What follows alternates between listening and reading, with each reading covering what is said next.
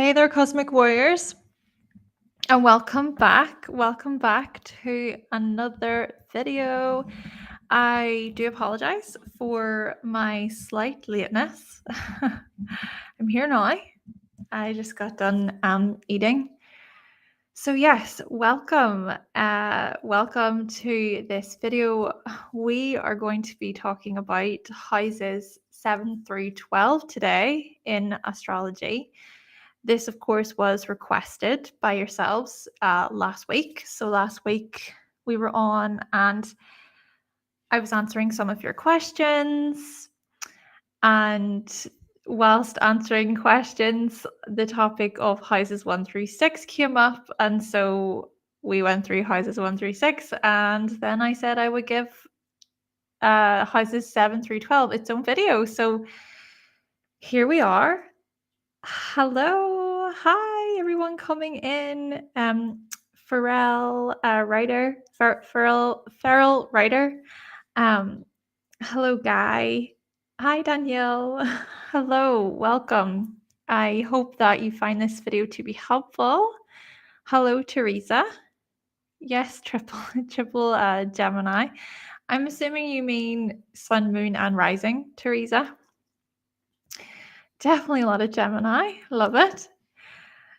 Before we get into this, I've been smiling so much to have felt like I felt restless today. I felt excited at moments. I have felt energized at other moments. And just, yeah, happy full moon in Aries, everyone. I really hope that I make it through this video feeling grounded. I'm able to remain focused and centered because my energy is just like, woo, a little bit. So, hope it goes well. Yes, let's go. Teresa, you said yes, the big three. Wow, so much Gemini. And T. Thompson, hi. Yes, happy full moon. Happy full moon, everyone. Hello from Austin, Texas. Okay, cool. I am from Belfast, by the way, so hello from Belfast. Okay, so seeing as everyone is starting to join, let's go over a quick recap. So we're going to get into what we explored last week. So houses 1 through 6 was last week. Belfast is it is in Northern Ireland. Yes. So pretty far away from America. Danielle. Yes, yeah, it is. And Teresa, you said Saturn, Chiron in the 11th. Right, so yeah, let's do a recap. So last week, we talked about houses 1 through 6. So we mentioned how the first house is largely to do with our identity and how it corresponds with the types of titles and labels that were sort of assigned to us, so to speak. They were placed upon us. We talked about how planets near the ascendant can describe your birth. We also talked about how the first house is largely about our earliest development. Okay. Hello, MJ. Welcome back. In the middle of February. So this is going to be the last question that I answer right now, and then I'm going to dive into everything, okay? Would I suggest visiting Ireland in the middle of February? You're thinking of visiting for your birthday. Honestly, here is just it's so unpredictable. Of course, it's going to be colder in February. It is going to be colder. But the weather, even if you come in the summer, you could come and it could rain, or you could come and it could be quite sunny and a lot nicer. It's just so unpredictable here. So I would say if you come in February, it's definitely going to be cold. sometimes it can snow in February. We haven't really got much snow the past couple of years, and it's not as heavy as somewhere like, I don't know, Canada. Definitely not. Um, but yeah, I would say, just to wrap up, definitely if you were to visit in February, it's unpredictable weather-wise. Look at me just focusing on the weather. That's it. Anyway, right. So let's recap. Yes, so we talked about with the first house and how that can point toward our earliest development. Okay, so looking at the earliest stages of our lives, looking at childhood, and looking at the type of identity that we formed based upon our childhood there.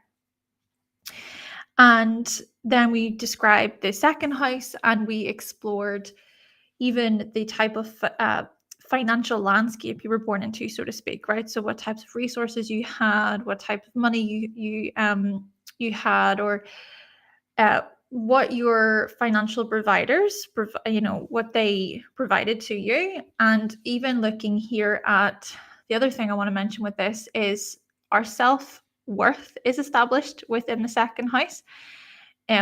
So our feelings of worthiness or our feelings of lack as well. And I think that has something even to do with how we were cared for. I think that has something to do with the amount of tension and affection and love that we received as children as well. Now, the second house can also look at the type of money we go on to earn. Okay, so even how we spend money, how we save, how we budget, these types of things. And yeah, so as I say, the types of money that we earn later on in our lives as well. Third house, then we explored early schooling. So looking at the type of school system that you were a part of. Even come to think about it here, let's explore, did you perhaps go to boarding school? Did you go to a private school? Did you go to a public school? Did you go to school at all? Were you homeschooled? All these different options to explore. The other thing, of course, is transport. So any issues even when it came to driving, for example. I know for me, I did not learn how to drive until I was in my 20s. And I still have fears surrounding driving. I can be quite an anxious driver. But you see, the thing about this is perhaps such behaviors can stem from the ways in which we got about, so to speak, whenever we were growing up.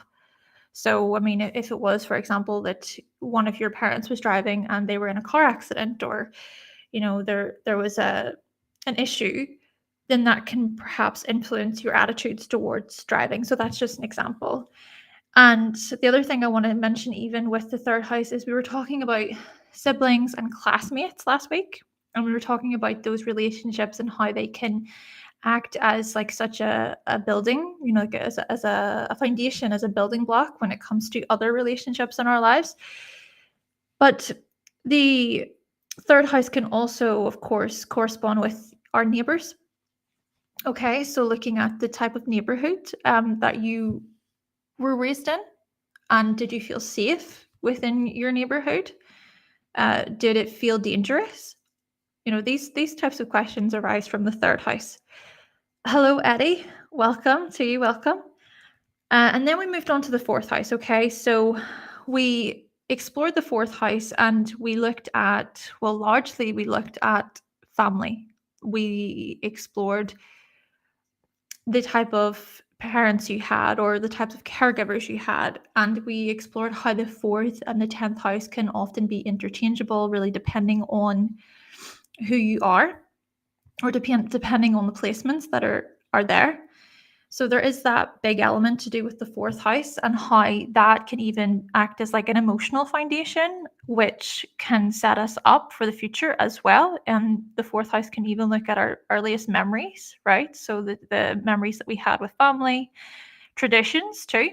So the types of traditions that our family had. And did you like those traditions? Did you take part in those traditions?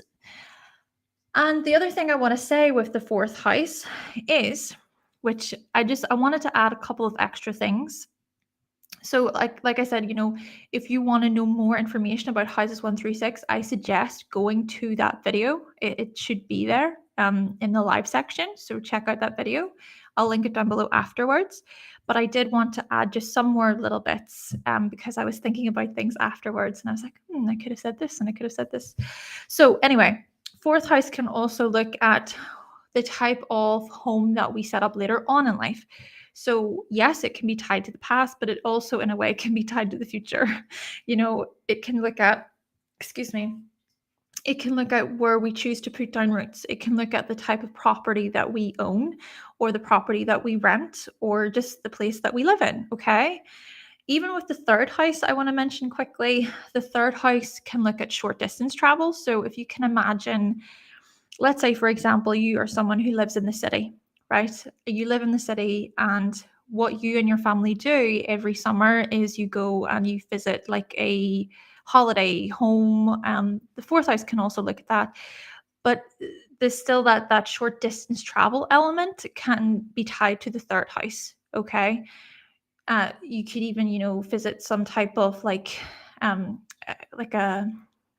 caravan park. So yeah, again, that could be the third house there.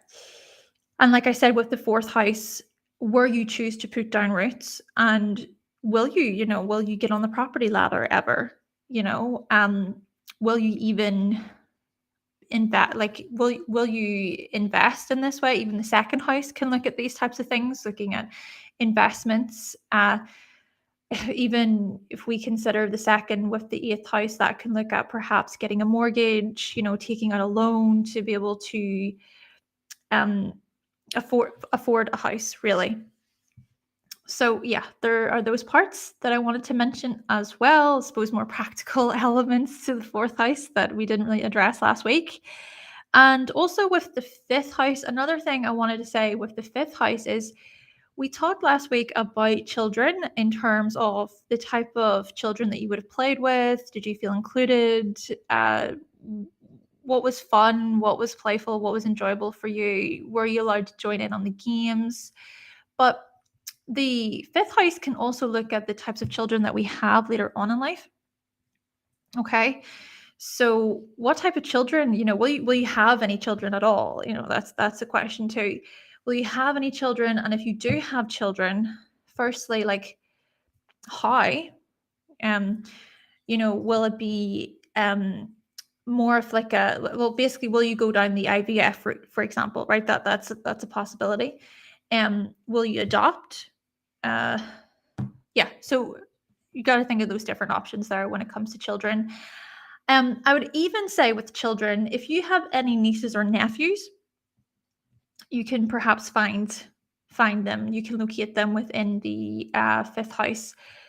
But interestingly, even in the third house, what you find is your uncles, your aunties. So if you have any aunts or uncles, if you have any cousins, third house, you look to the third house. But yes, fifth house, I would say arguably that you can even find nieces and nephews, right? So your siblings, let's say they have their own children. Okay, so you grew up with children around you. I know for me, I have a packed fifth house, right? So I have a fifth house stellium. It's packed. There's a lot going on. And I have no children, by the way. Don't have any children, but I have 8. Is it 8 nieces and nephews? I would need to. Oh, it feels horrible for not knowing, but there's just so many. But yeah, it's like eight of them. I'm pretty sure across. So yes, children. And then like I said, looking here at children that you go on to have, the types of characteristics your children have, or the types of things that you pass on to your children. How do you view them? What are their behaviors? These types of things come from the fifth house. And the last thing I want to just follow on with to do with the fifth house is ego. Okay, so ego is quite an important one. So if you think about the first house, right? So even the houses, they work in different sets as well. So if we think about the first house, which is another like fire house, that is tied to identity. individuality, your name, your image, okay, how you present yourself to the world. But the fifth house looks at your ego. This looks at you actually as a separate self. And this is big. This is actually really big because often in life, if we do not feel like we are an individual, that can cause a lot of issues, like for example, depending on other people for validation, in an unhealthy way, where it's like we may look out at the world and we need other people to show us in a way like who we are. So that can be a bit of an issue if our ego is weak. The fifth house can look at anything to do with like having a fragile ego, in that, perhaps you can really take things like in too deeply. It's almost like in a debilitating way or in a paralyzing way. So maybe there's something about the ego there that didn't get to express itself, didn't get to shine, didn't get to feel seen as a child. And this is the thing about like childhood and children, is that children are egocentric. Okay, children see the world as like an extension of themselves, and that the world responds to the child, right? Everything in the environment responds to that child. They don't know how to differentiate, and that is that's innocent. That's a very innocent thing. Of course, what happens is that when we grow older, we realize that yes, the world does not actually revolve around us. It's good to have a healthy sense of self, in that we can celebrate ourselves. We can validate ourselves, but this does not mean that everything in the world revolves around us and everything is about us. Okay, so yes, we learn that we have to coexist with other people, and if you think about this, with the opposition to the 11th house. The 11th house is the house of groups and clubs, etc., which we're going to talk more about the 11th house. So I wanted to just share that to do with the fifth house and the importance of that, and how that can look at strengthening our ego. Okay, having a healthy ego. Okay, so the last house then with the recaps is the sixth house. So we talked about the sixth house through this lens of, we mentioned health. So any sort of health conditions, perhaps whenever you were younger, that's something to consider. We also talked about any chores or responsibilities that you had whenever you were growing up. Did you receive pocket money for helping out around the house with cleaning, doing chores, what have you? But the sixth house, I just want to further add to this, is it has something to do, it has something to tell us about, one, pets. Okay, so did you grow up with any pets? What type of pet will you have later on in life, right? I actually have Saturn in the sixth house, and I do not have any pets of my own. Like, I grew up with pets. I also have Sun and Mercury there. Grew up with more cats than dogs. So there would have typically been one dog in the house and then cats all the time. I'm pretty sure there's 3 cats now in my family home and 1 dog. We grew up with a dog and cats, and I do not own any pets now. But maybe Saturn in the sixth house is saying that this is going to happen for me later on in life. Okay, a little bit later on in life. Hopefully. I really hope so. I do want a cat so badly. Feral Rider, you said you have Jupiter in the sixth and you have 4 dogs. I love it. See, but 4 dogs, like that's a good bit of dogs. Jupiter expanding everything. I love that. Teresa, you said you have Neptune in the sixth. Okay, so yes, pets. And the other thing I want to mention with the sixth house is hygiene. Hygiene. Like, for one, what was taught to you when it came to hygiene as a child? Were you taught how to brush your teeth well? Was that something of importance? Were you taught to wash your hair well? Right? How were you supported in this way by your caregivers, by your family? What messages did you receive when it came to hygiene? But not only that, also thinking about self-care. Okay, the sixth house often looks at self-care and how often we take care of ourselves. And that is not just, well, I suppose it could be in a very practical sense, right? With the sixth house, you think about, oh, this is my skincare routine, or oh, this is the moisturizer that I put on my legs every day, or I have to make sure that like I make time for a nice bath once a week, or I need to make sure that I read before I go to bed. You know, like these different like rituals and little things that you do, even routines, right? Routines. Like, what's your nighttime routine? What's your bedtime routine? What's your morning routine? These things are all fine in the sixth house. But the point is that with self care, this, yes, it's all those practical sort of things, but it's also about your health, right? It's also about bringing it back to your health as well. And, you know, for example, maybe don't have that extra cup of coffee. Okay. Talking from experience here, you know, because I was saying there a moment ago that I've been feeling restless at times. I've been feeling excited. And I'm like, why am I feeling so excited?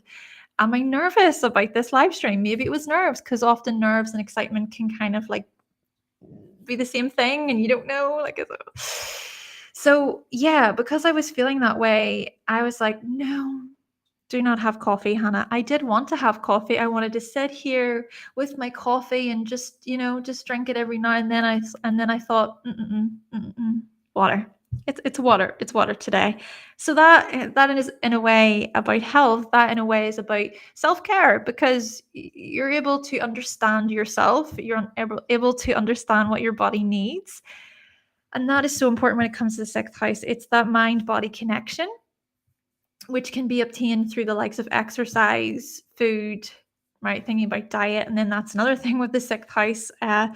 What type of diet did you grow up on? What type of diet were you fed as a child? Did you feel nourished? Was there plenty of food in the house? Was there not a was there not enough food in the house? But you see, this is also in correlation to the second house in a lot of ways, because the second house, like I was saying, you know, that can look at money, it can look at the resources that you had. And then of course that goes hand in hand with food, that goes hand in hand with what type of diet you could essentially consume. So there's some connections there to the second house. I would say the second house even can look at our body as well. It can look at the type of relationship that we have with our body and how that's even tied to self-esteem and self-worth. So there's that. But yes, the sixth house, I would say self-care is a big part of it, and self-care can also correlate with what your body needs and even what your mind needs. Are you able to, for example, recognize when you need to shut something off? Okay, so if can you identify whenever you're becoming too overwhelmed by, for instance, social media? Are you reading on social media and you're like, you know, can you have the awareness to go, I'm putting my phone down, I'm switching it off, I'm taking a few hours away from my phone because my brain is about to explode when I look at that. So those are just little forms of self-care, I guess you could say, and they very much correlate with the sixth house, I think. And it's also about calming the nervous system down. The sixth house is very much about health in this way, calming the nervous system down. You're looking even at overwhelm anytime you're feeling overwhelmed.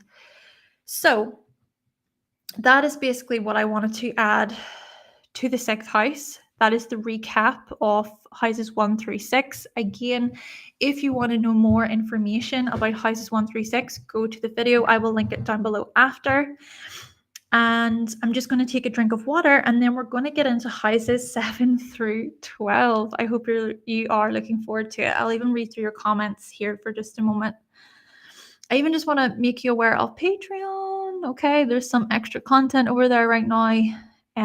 Really, Patreon is just a really great way to support the channel. So if you're interested, definitely check it out. And thank you so much to my patrons over there. I really appreciate you. Thank you so much for making all of this content possible. Thank you. Okay, let's see.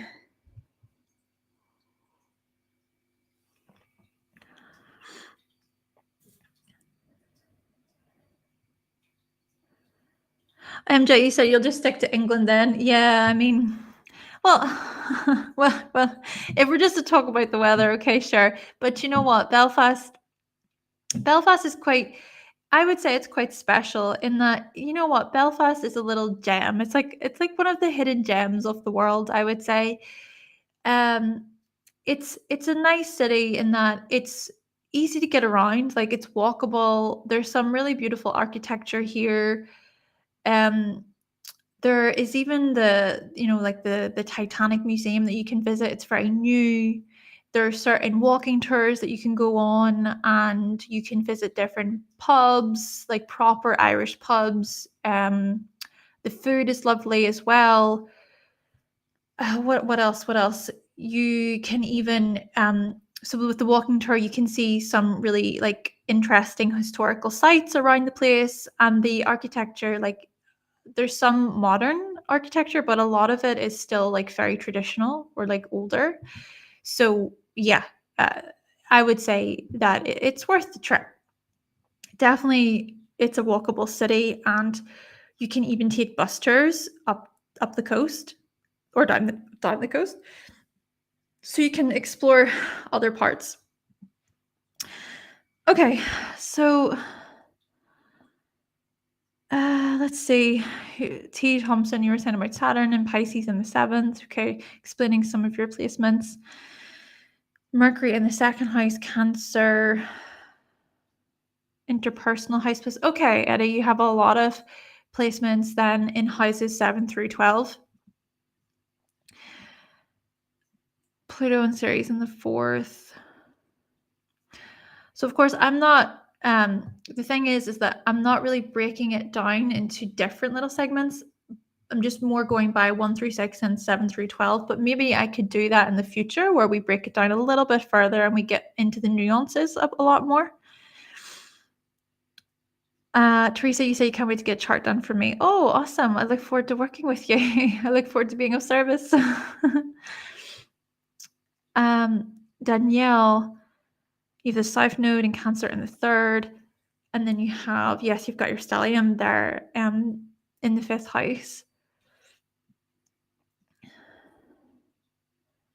Hello, Goddess Essence. Welcome to you. I hope you're doing well. And then, Guy, you're explaining your placements. Dan, you said it's not easy being a Leo. Farrell, you said you've got a stellium in the sixth. Wow. Yeah. You grew up with mostly dogs and cats, and you have 2 cats and a dog right now. I would say, yeah. Okay. You have to get an animal. You want to see me with a rabbit or a dolphin? A dolphin? Does anybody own a dolphin?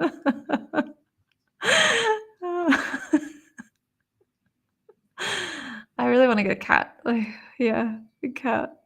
You said tons of animals. Do I use whole sign or Placidus when referencing the houses? I'm a big whole sign user, but I also use Placidus. I'm really open just to using whatever house system like a client wants me to use. I started off using Placidus, and yeah, now I'm my like go-to is whole sign. Your grandma is half Irish. Ooh. Yeah, definitely join Patreon. There's early releases over on Patreon. There's actually a video up right now, which isn't coming until tomorrow. And there's PDF guides to go along with videos as well. And then you get daily forecasts. You can become part of the Discord. We can talk more about astrology there. Yeah, so it's a good time. And Cataline, hiya, welcome. You said this is fun. You've never been in one of these. You've never been in a live stream before? Cool. Well, welcome. So you have a sixth house stellium, you have a dog, and not even yours, just lives in this house. Oh my gosh, just sort of welcomed herself in. I love that. It's like the dog chose you. You should consider yourself very special. Okay, so right. Oh, that was the chair, by the way. I just like moved that chair and it sounded really weird. Okay, we're gonna get into houses 7 through 12. We're just gonna have a bit of water. I don't know. I'm feeling like a lot of like really nervous energy just rushing through my body, and I just need to breathe. Breathe. This is what I mean. I was thinking, am I gonna be so calm and centered during this live stream? I feel like I was really calm and centered last week, and then yeah, I want to keep that. I want to keep that. Oh, thank you very much. Thank you. It's like a dark green. My nails are really chipped though. I need to freshen them up a little bit.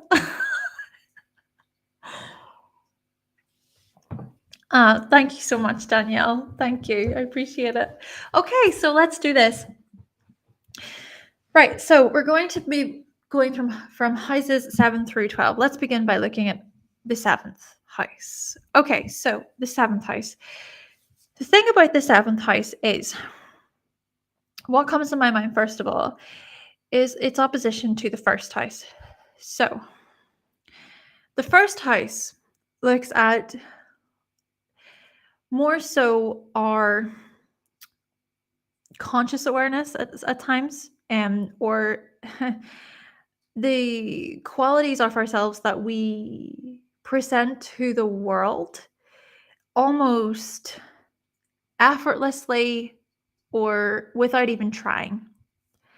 And it's also tied to the types of qualities that, people see us as. They identify us as being a certain way. Okay, this is the 1st house.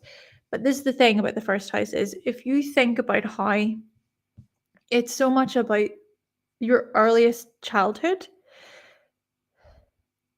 that is quite profound, and it's quite like, how do I say it, cementing, because it's tied to those very early stages. So you're used to it. You're so used to it, especially over a certain amount of years. But then if we were to turn our attention to the 7th house, opposite, the 7th house looks at everything that you think you're not. Okay? The unconscious, the far removed parts of the self, the parts of yourself that you don't really see as a part of you. Everybody else is that way, but not you. Not you. Right? All right, so maybe I could give some examples. I always like to use myself as an example, and I hope that's okay. And I guess I use myself is because I know my chart the most, because I'm with me every day. Right. But anyway, so let's just go with that. I have Pisces on the 7th, and then I have Virgo on the 1st. So that Virgo energy is like, okay, Hannah, you need to do really well in school. You need to get really good grades. You need to be a good girl. You're quiet. Oh, you're quiet. You're quiet. Oh, you're shy. You're shy. You keep to yourself. You don't cause much trouble. We don't need to worry about you. This type of thing. But Pisces in the 7th house, it's like everybody else is crazy. Like everybody else is mental. Like, like why? Oh, why? This doesn't make sense to me. This is so illogical. Why would people behave that way? Like, why do they not see the illogical reasoning here? So the thing about this is I do have parts of myself that can be illogical and can be nonsensical. And I have parts of myself that likes to indulge in the fantasy worlds and in some escapism. And this is the thing about the 7th house. it's about integrating these parts of the self. It's about trying to kind of look at the seventh and go, how can I welcome that into my life? How can I see myself as that? How can I connect with that energy more? And what that does is it creates a greater sense of wholeness or completeness. Not completely, but just something that feels more whole. And I think what also starts to occur with this is there's less judgment and there's less fear and there's less projection. So we're going to try and break this down a little further.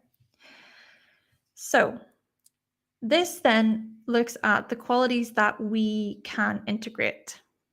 But the thing about this is the seventh house also looks at the types of qualities we attract from others, right? So we tend to attract the people who we attract people who showcase the qualities within the seventh house. They display these qualities.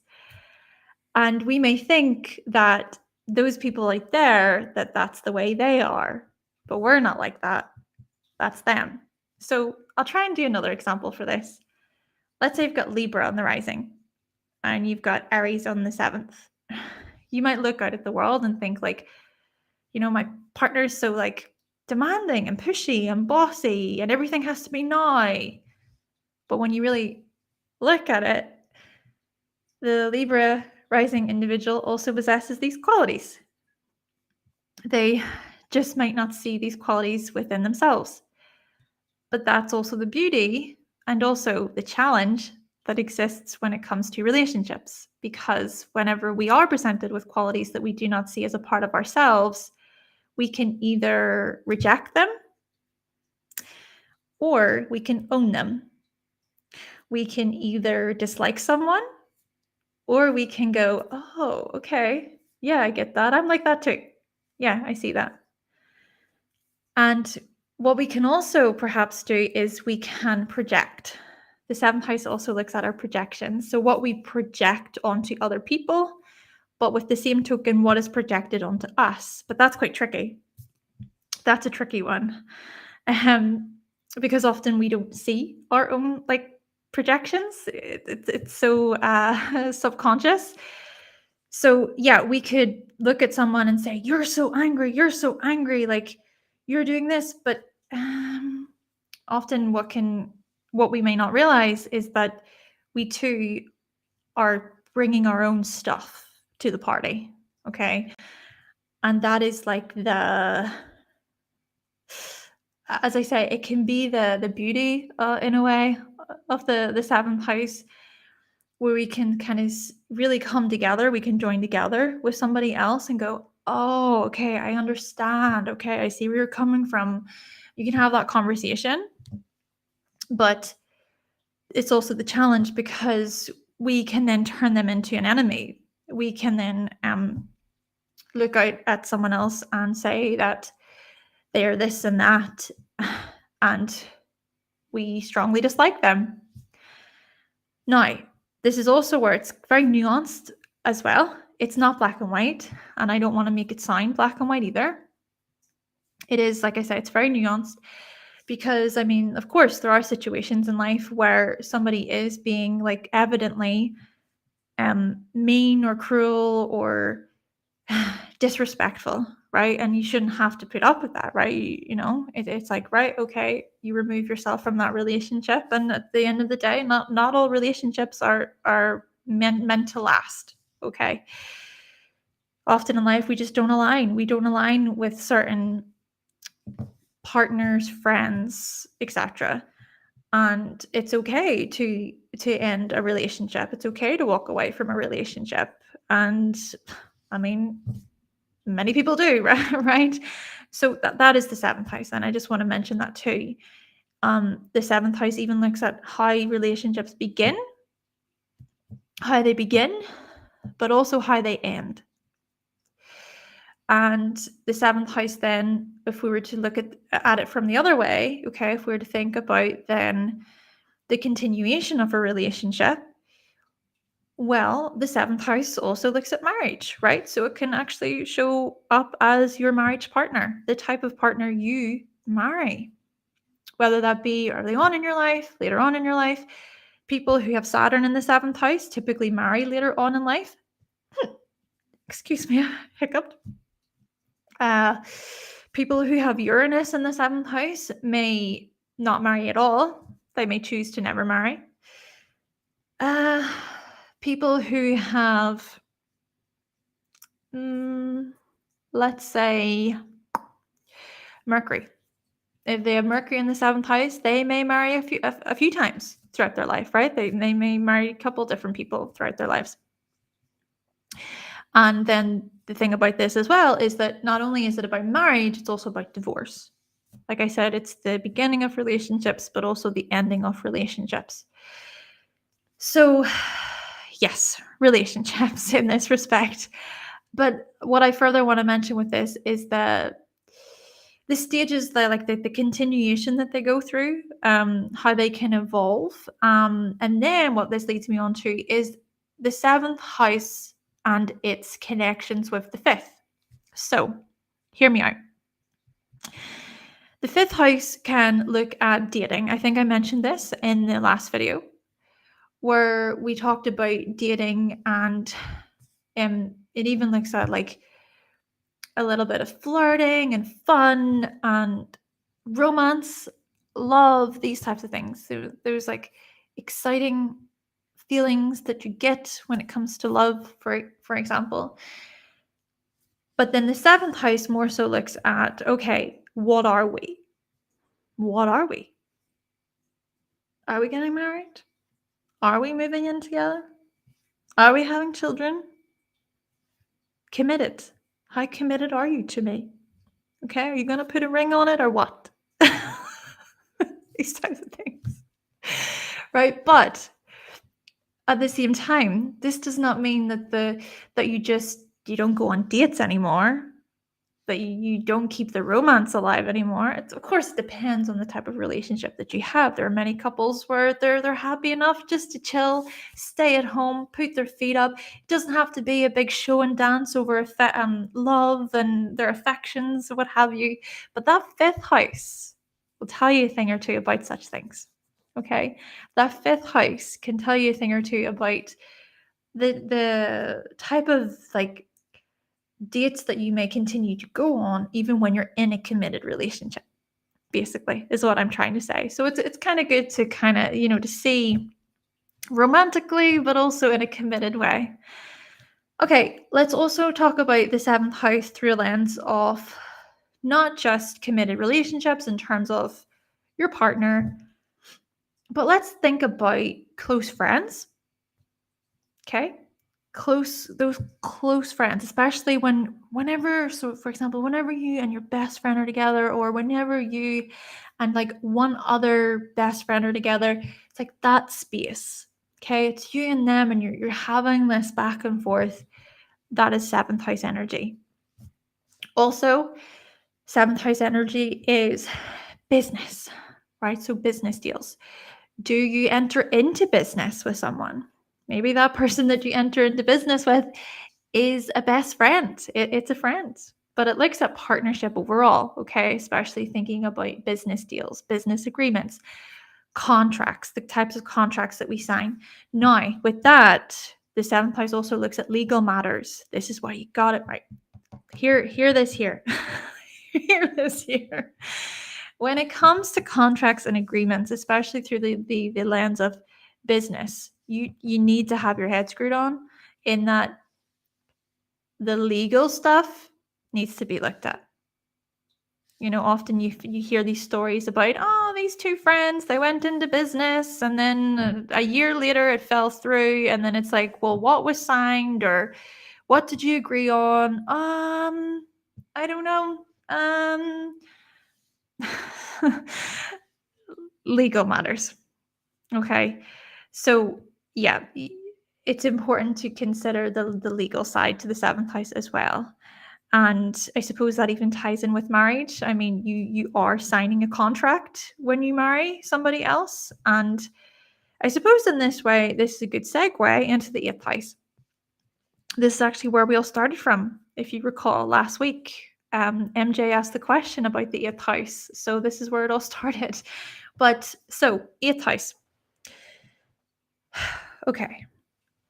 8th house, like I was saying last week, is it looks at shared resources. So in a way, when you marry, very tense. I'm feeling very, very tense. When you marry, what happens is that, what's that whole thing? What yours is mine or mine is yours. I can't remember the saying with it, but you basically join your finances together. Well, you don't have to. I'm pretty sure there's like different ways you can do it, right? But there is the joining of finances, joining of accounts, opening a shared account, for example, between you and your partner. You could even have your own sort of separate accounts going on at the same time. I mean, there's people who sign prenups. I still don't fully know what prenups are, but I've heard that word going around a lot today. So yes, the 8th house can look at, okay, all of the shared stuff. But then you got to think about the legal stuff tied to the 7th house, and even with divorce as well. And then you look at the 8th house and you look at commitment. And then you think about the shared resources, shared finances. The divorce part of all of this can get really ugly.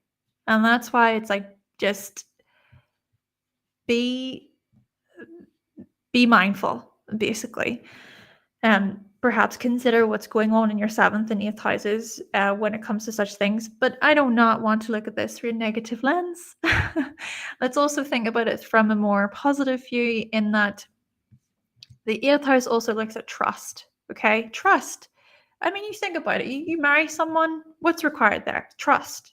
I've heard it be said before that people don't marry thinking that they're going to get divorced. Okay, sure, maybe some people do, and maybe they have like ill intentions, they have ulterior motives, and they're like sick people, this terrible people.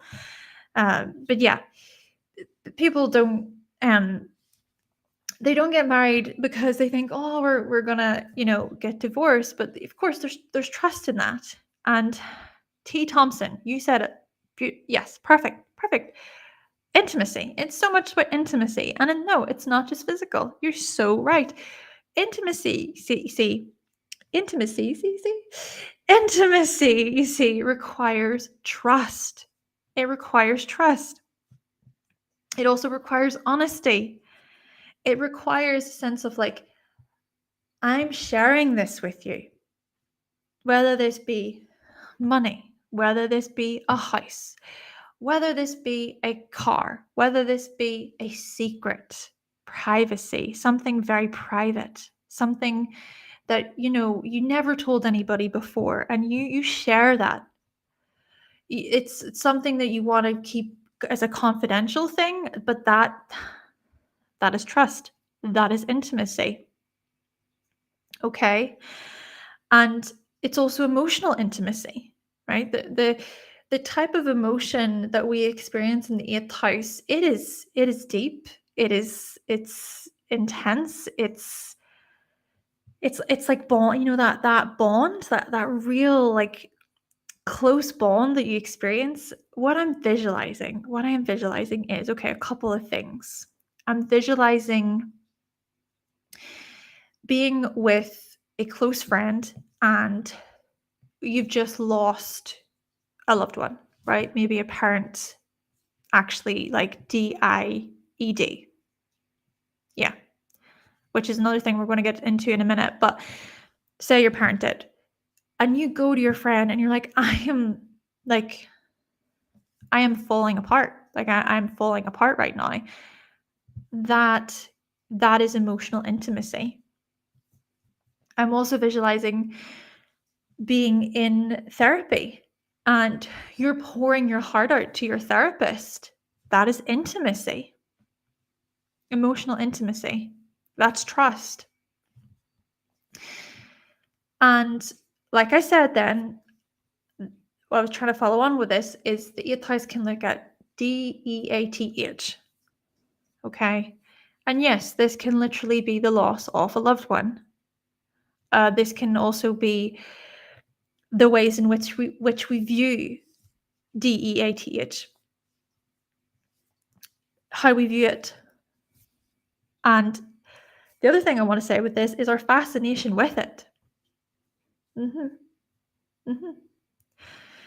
See, I think, which I'm just going to refer to as D instead of spelling the whole thing out. And the reason why I'm not saying the word is because of the whole, like, you see, you can't say certain words, basically. But yeah, when it comes to D, it can be a very, like, fearful topic, a fearful topic for people to talk about, very taboo, right? But it can also be a highly fascinating topic. This whole question of, like, what happens after we die? Where do we go? I mean, does an afterlife exist?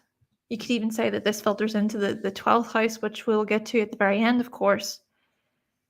But yeah, subjects related to and surrounding D. And, you can even find that there are certain people who find like helping other people cope with D as something that they are more, I wouldn't want to say comfortable with, but there's just something more natural about it to them. I mean, people with moon in the 8th house may find that they seem to sort of know how to, like, support loved ones who have lost family members, for example. So yeah, there's that whole part of the 8th house. What else can I say about the 8th house? As I was saying last week, unresolved trauma. Okay, unresolved trauma. And I talked about that kind of connection with the 4th house, looking at cycles, past, family, the breaking of cycles, um, emotional transformations as well. Of course, the 8th house strongly ties in with the breaking of cycles because you transform through the 8th house. It's not easy. It's not easy to transform, so to speak, to go through a renewal, like a rebirthing of sorts. But this is the 8th house, and it can be really eye-opening. It can be thought-provoking. And the other thing, of course, about this is it can look at the occult. It can look at the paranormal. Going back to the whole fascination with Dave, for instance. But this is also looking at hidden truths. What has been hidden. What has been perhaps even deliberately hidden out of sight, while something above is a distraction. That's the 8th house. We see that a lot today. There's a big headline like, "Oh, look at this," and then underneath the surface, there's some really, like, sneaky stuff going on. So that's very much the 8th house as well. I'm trying to think of what else. I suppose that as well, the 8th house looks at debt. Okay, any debt you have, any loans you're paying off, um, any inheritance money you receive as well. If you receive an inheritance, or inheritance in terms of property or whatever is being passed on to you. If for example, a family member does die, and those things are passed on, of course it looks at that. Also, it can look at whether or not you work with other people's money. So you could be within a profession where you are managing other people's loans, you're managing their debt, you're helping them pay their debt off, you're assisting them in a way. And I would even say with the 8th house that there can be a lot of fear surrounding money. If you have any fears surrounding money, maybe it's a good, it's perhaps beneficial to look at the 8th house to see what's going on there. And the other thing with this is just to be cautious of the manipulation using money. Yeah, like things like blackmail is coming to my mind. Being blackmailed, being fraudulent, scammers these types of things. Yeah, I would say in this respect, the eighth house mixed with the second house, it's very much about security. Okay, so we were talking about the first house to the seventh house, some the relationship basically there, right? But the relationship here with the second and the eighth, I think, is so much about security and protection, not just protecting like your body, which perhaps is more so the second house, but well, I suppose you could say both, but yeah, protecting your body, but also protecting your assets. Okay, protecting your money. So that is something definitely to think about. And money matters. Money matters because why? It is tied to our survival. And what is that tied to? Our health. So definitely look to the eighth house and the second house when it comes to these matters. Right, let's now move on to the ninth house. I hope I was able to address plenty in the eighth house. Let me know if I'm not sharing enough, if I'm rambling too much. Let me know. Let me know. But I hope this is okay. And I'm not going to be able to touch on everything today, but I hope you find it to be helpful anyway.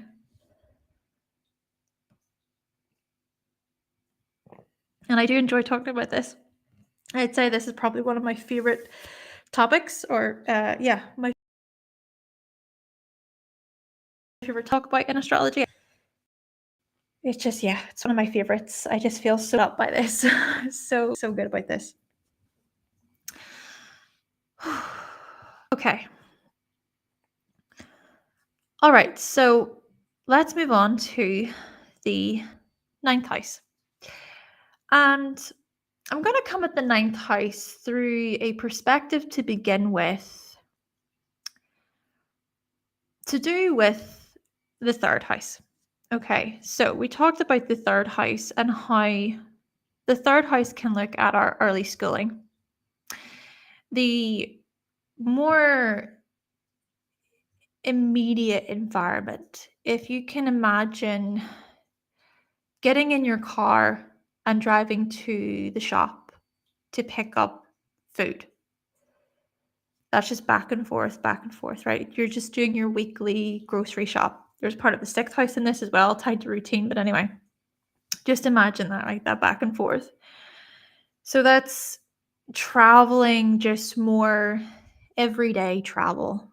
And then, like I said, early schooling. So thinking more about your younger years when you were learning how to write, learning how to read, learning how to talk, learning how to walk, these types of things.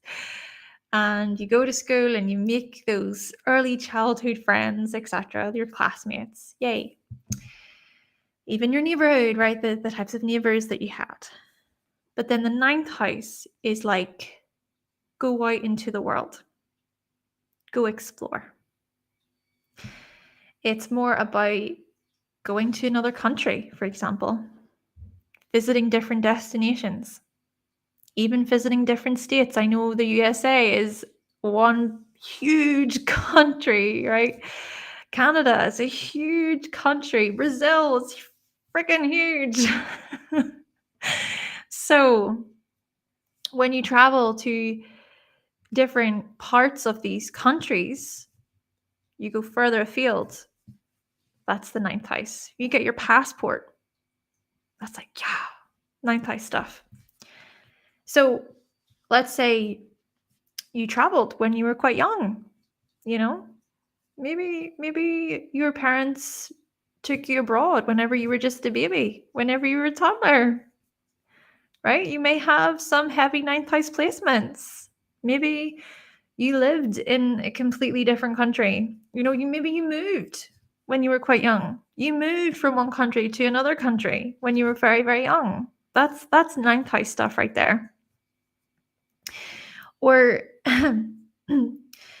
perhaps it's that you even went to live with different family members, right? You went and you visited a different state or a different country, and you lived with different family members.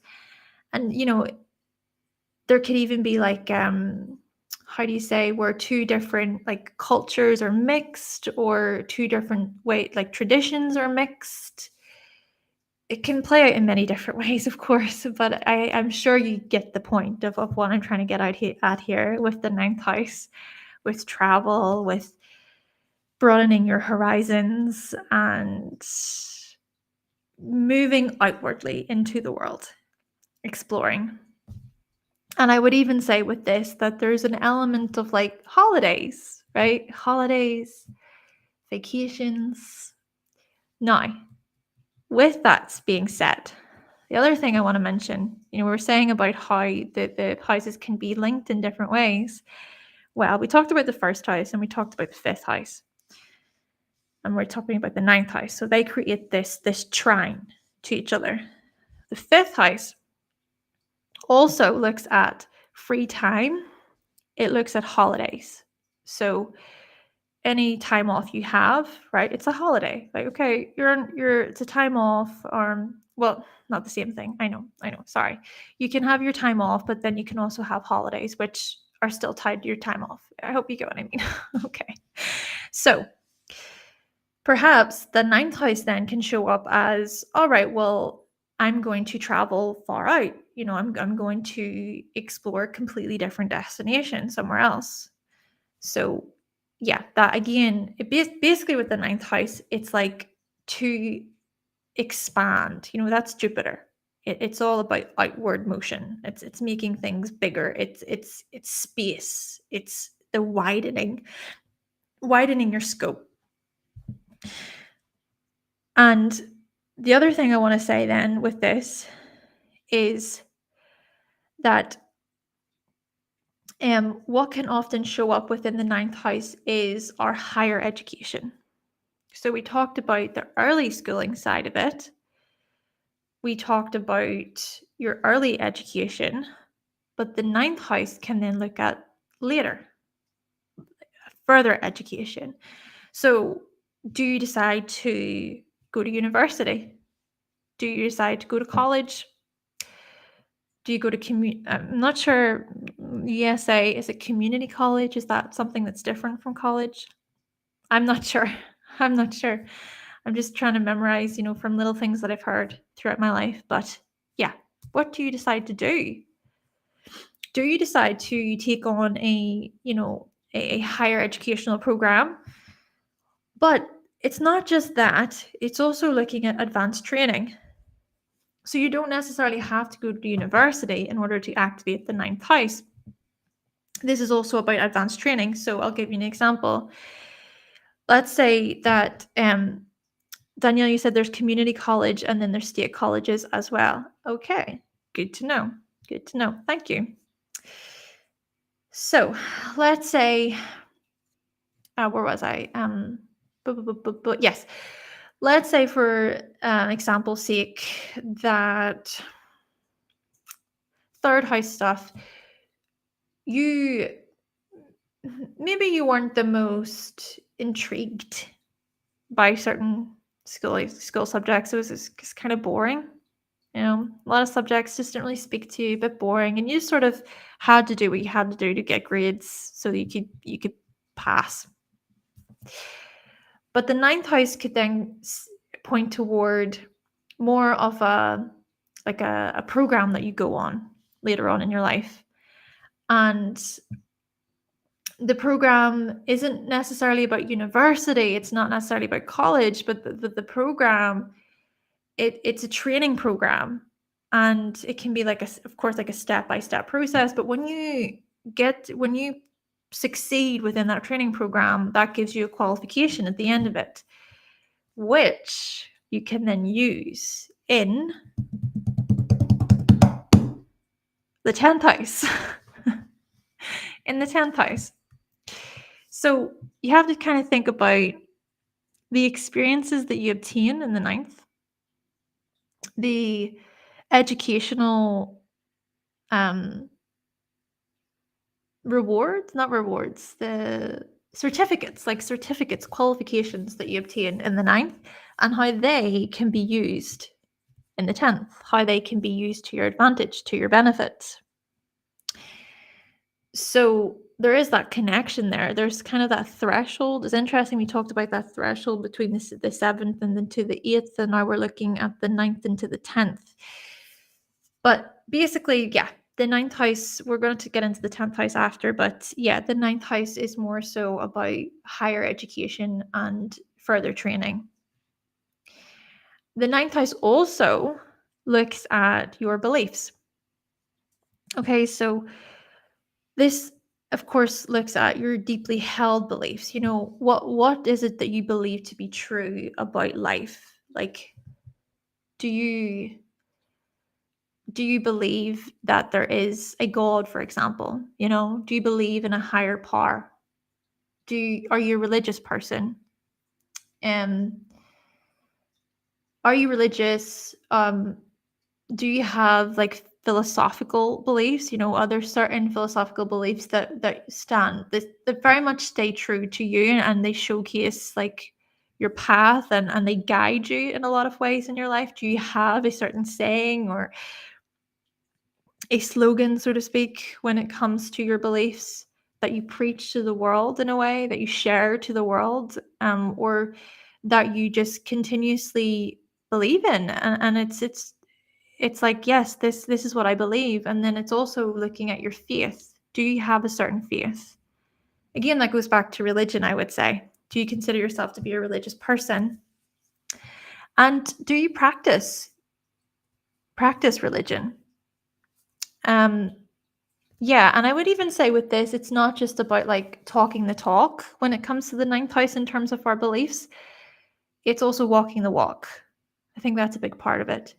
You can, say so much that you believe in something, or you can even condemn others for their way of doing things. But I think it's important with the 9th house to kind of be able to turn it back toward ourselves and to think like, am I staying true to my beliefs? Am I staying true to my faith? Am I just talking about this? I'm not actually doing anything. I'm actually being hypocritical, for example, or I'm um I'm judging other people, I'm condemning them, but I'm not really able to see how I'm not aligning with what I'm even saying right now.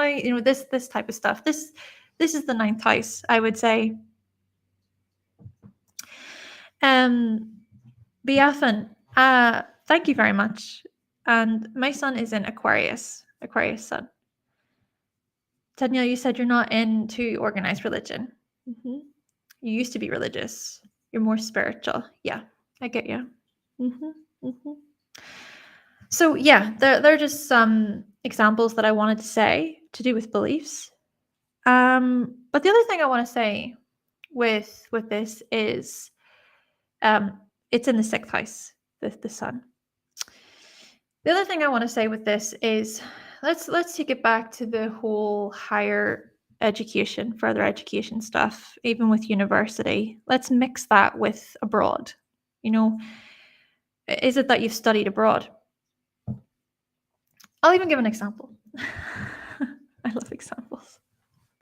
I'll give an example, right? So I have Taurus in the 9th house. Don't have any planets there. We've got Taurus. And when I look to Venus, so Venus is the dispositor, the ruler of my 9th house. That's in Capricorn, in the 5th house.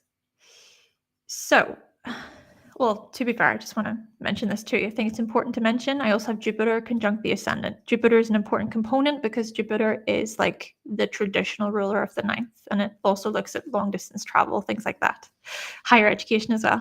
So yes, I went to university to study travel and tourism management. And a part of this educational program, this university program, required living abroad in the United States. Okay. Looking at taking like a year to gain experience within the industry.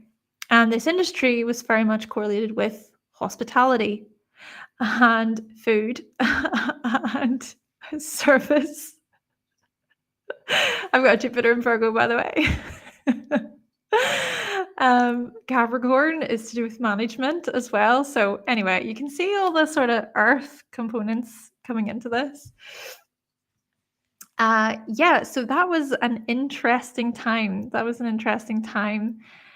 And long hours, very long hours. Was a server. Some shifts would have been about 12 hours long. And at the same time, I love travel. It was so worth it. And I'm so fortunate. I'm so blessed that I got to experience something like that. Going to the United States, it was in Florida, in Boca Raton, if any of you are familiar with there. Boca Raton in Florida. And we would travel up and down to Miami, Fort Lauderdale. Yeah, I'm really blessed that I got to experience something like that. It was definitely full of its challenges, highs and lows, but the experience, it shaped me. It helped me in so many ways. It taught me, things that I needed to improve on. It taught me how to even grow, how to mature, how to wise up in a lot of ways. But yes, I'm very, very, very blessed to have experienced that. Okay, so like I said, yeah, travel, higher education, and possibly living abroad for a higher educational reason. That's the ninth house. And of course, I earned money whilst I was abroad as well. Taurus, Venus. Lovely. Okay, let's move on to the legal matters to do with the ninth house. So the seventh house looks at, like I said, legal matters, but it's more about lower courts. And then the ninth house looks at the higher courts. Now, I'm not going to pretend like I know exactly what that means. I'm actually not sure. But that is what I've heard in the past, right? So the seventh house looks at lower courts, and then the ninth house looks at the higher courts. I'm assuming, this is just an assumption, that the higher court is kind of more of a bigger deal, maybe. But I think just in general, just with the seventh and the eighth, if you consider the legal stuff, just to be again, be mindful, be cautious. Lawsuits can then show up in this way. Being sued, for example. It's important to keep your wits about you when it comes to these areas of life then. And what else can I say about the ninth house? Okay, the ninth house also looks at what we share, what we broadcast, what we publish. You could say that it's linked to this, what I'm doing right now. Okay, so I earn money from this, right? Taurus, ninth house. But yeah, what we share, and this could look like what we broadcast online. But of course, keep in mind that, if you consider the travel aspect, the ninth house, the interconnectedness with the world, news, right? News, media. Okay. Yeah.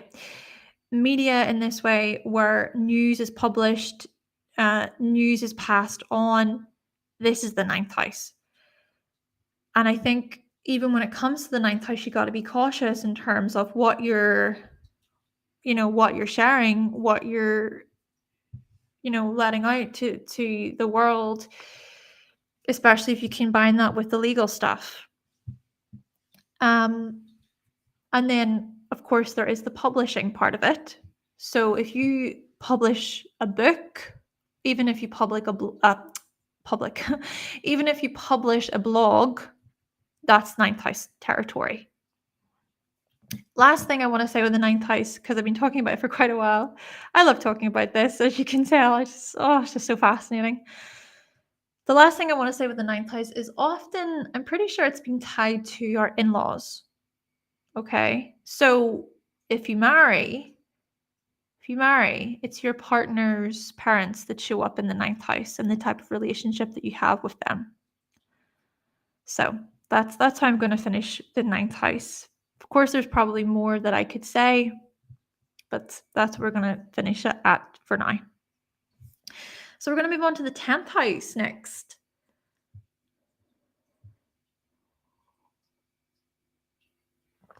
Let's see. MJ, you've got Saturn, Pisces, conjunct your midheaven in the 10th. You really need to unblock your paralyzing fears of failure, rejection, everything to finally fulfill your ambitions. But how you're so stuck. I know the things that you were talking about previously. It's it's a difficult one. Caitlin, definitely not religious, but you do believe in all things. You don't think one belief is more true than another. Sure. T. Thompson, you have Taurus in the 9th as well, but then your Venus is in the 12th. You also got SS and you have Jupiter conjunct the ascendant. Is it in Virgo as well, or what sign is your Jupiter in? Just curiosity. MJ, you said you've got Aquarius Sun and Mercury in the 9th. Oh, okay, cool. So you're also in Aquarius with your Mercury in Aquarius. BFA abroad. Grew up with 2 very opposing cultures and races and 3 spoken languages. You say there about languages. That is a good point. Let's add to the 9th house here. Thank you. So we were talking about with the 3rd house in terms of when we first begin to speak. You could even be someone who has Jupiter in the 3rd, or you have Sagittarius in the 3rd, and you are already like, what is it, is it bilingual? Is that it, where you speak more than one language? I hope that's correct when I say that. If it's not, I apologize. But yeah, you could speak more than one language, so that could be a possibility. But you could have, so if you look at the 9th house, rather, the 9th house within itself can point toward these things too.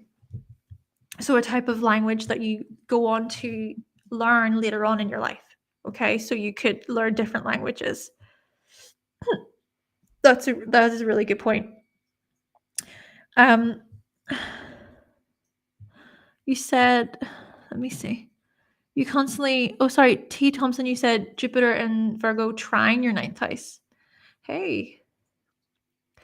Yeah, so it's trining the 9th. Constantly traveled when you were younger. It's important to you in your wellness and your well-being.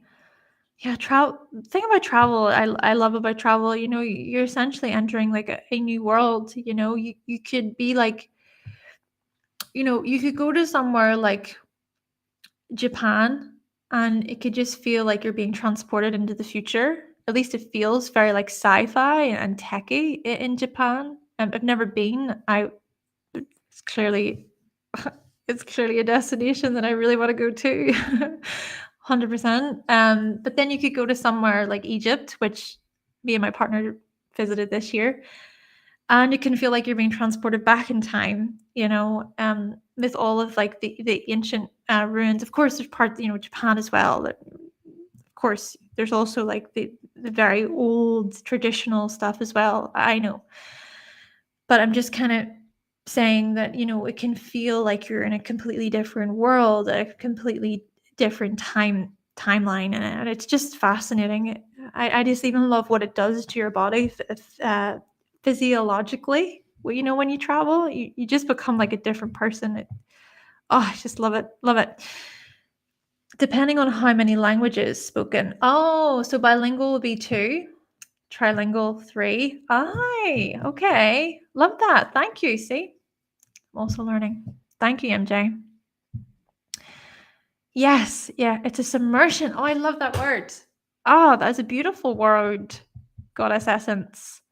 Yes, you're being submerged into the culture, into the dimension.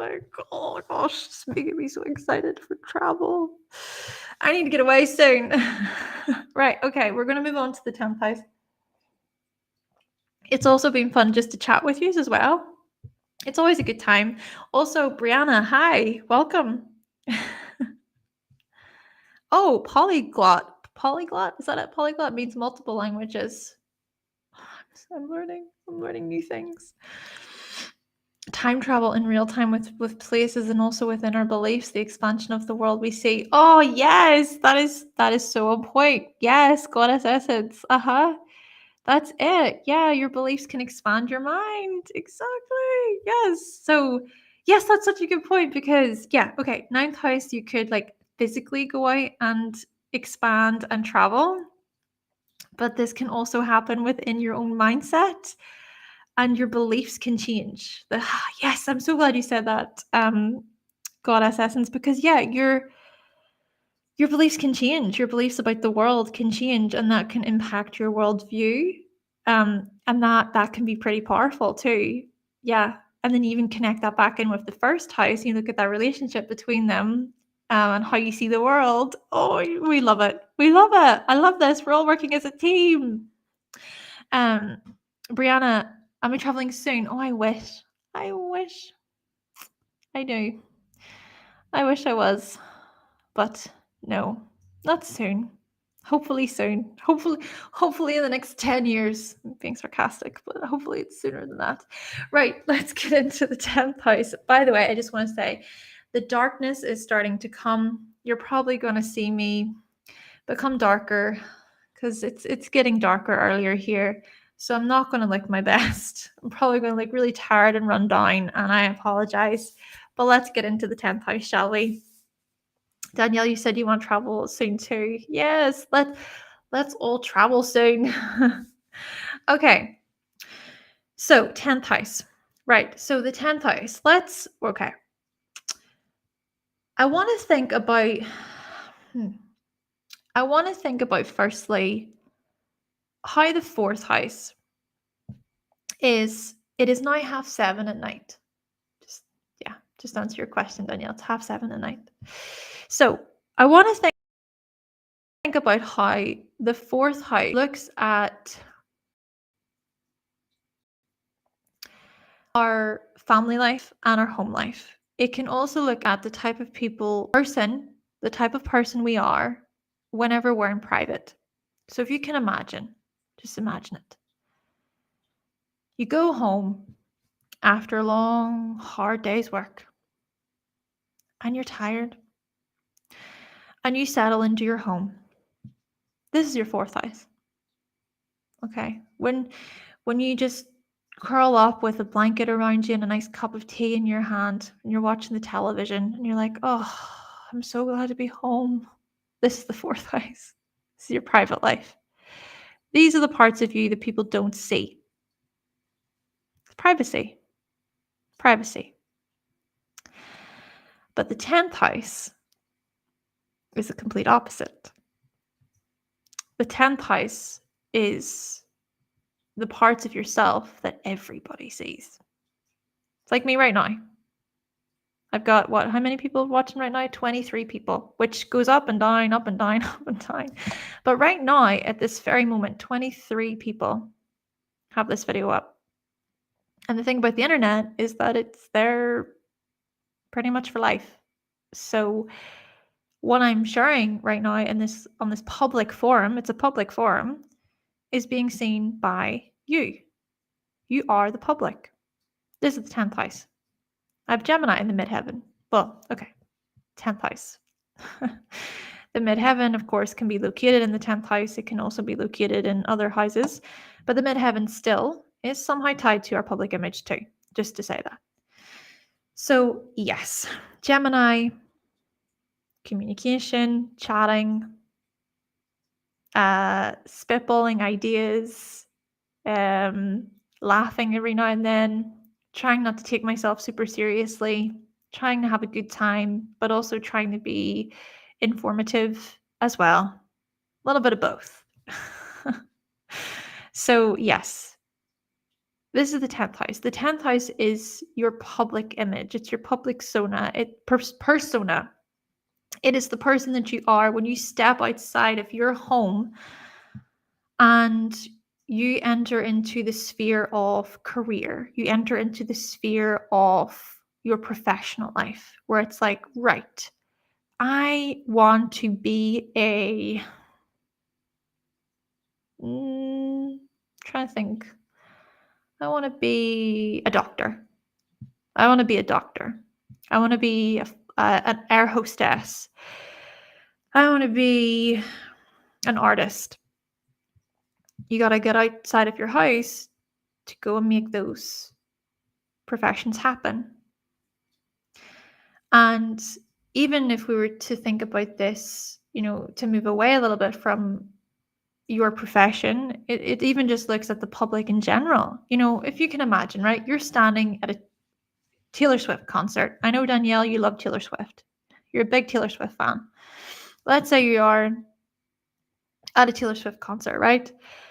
And you are in a sea of people, like thousands of people. Like, in a way, this is your 10th house because you're with all of those people. Like, you're in a public space.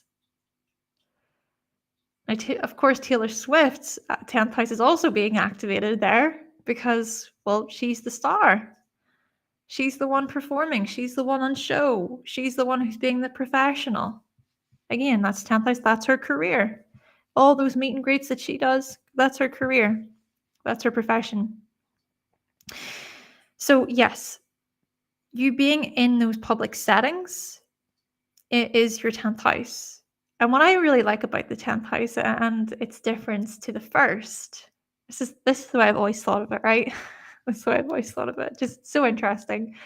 If you can imagine, right? You're at a bar, okay? You're at a bar and there's a lot of people dancing, drinking, chatting. This is 10th house stuff because you're in this public space and people are taking photos and laughing. But then a stranger comes up to you and they say hello. They say hello, but they're not greeted with your 10th house. They're greeted with your first.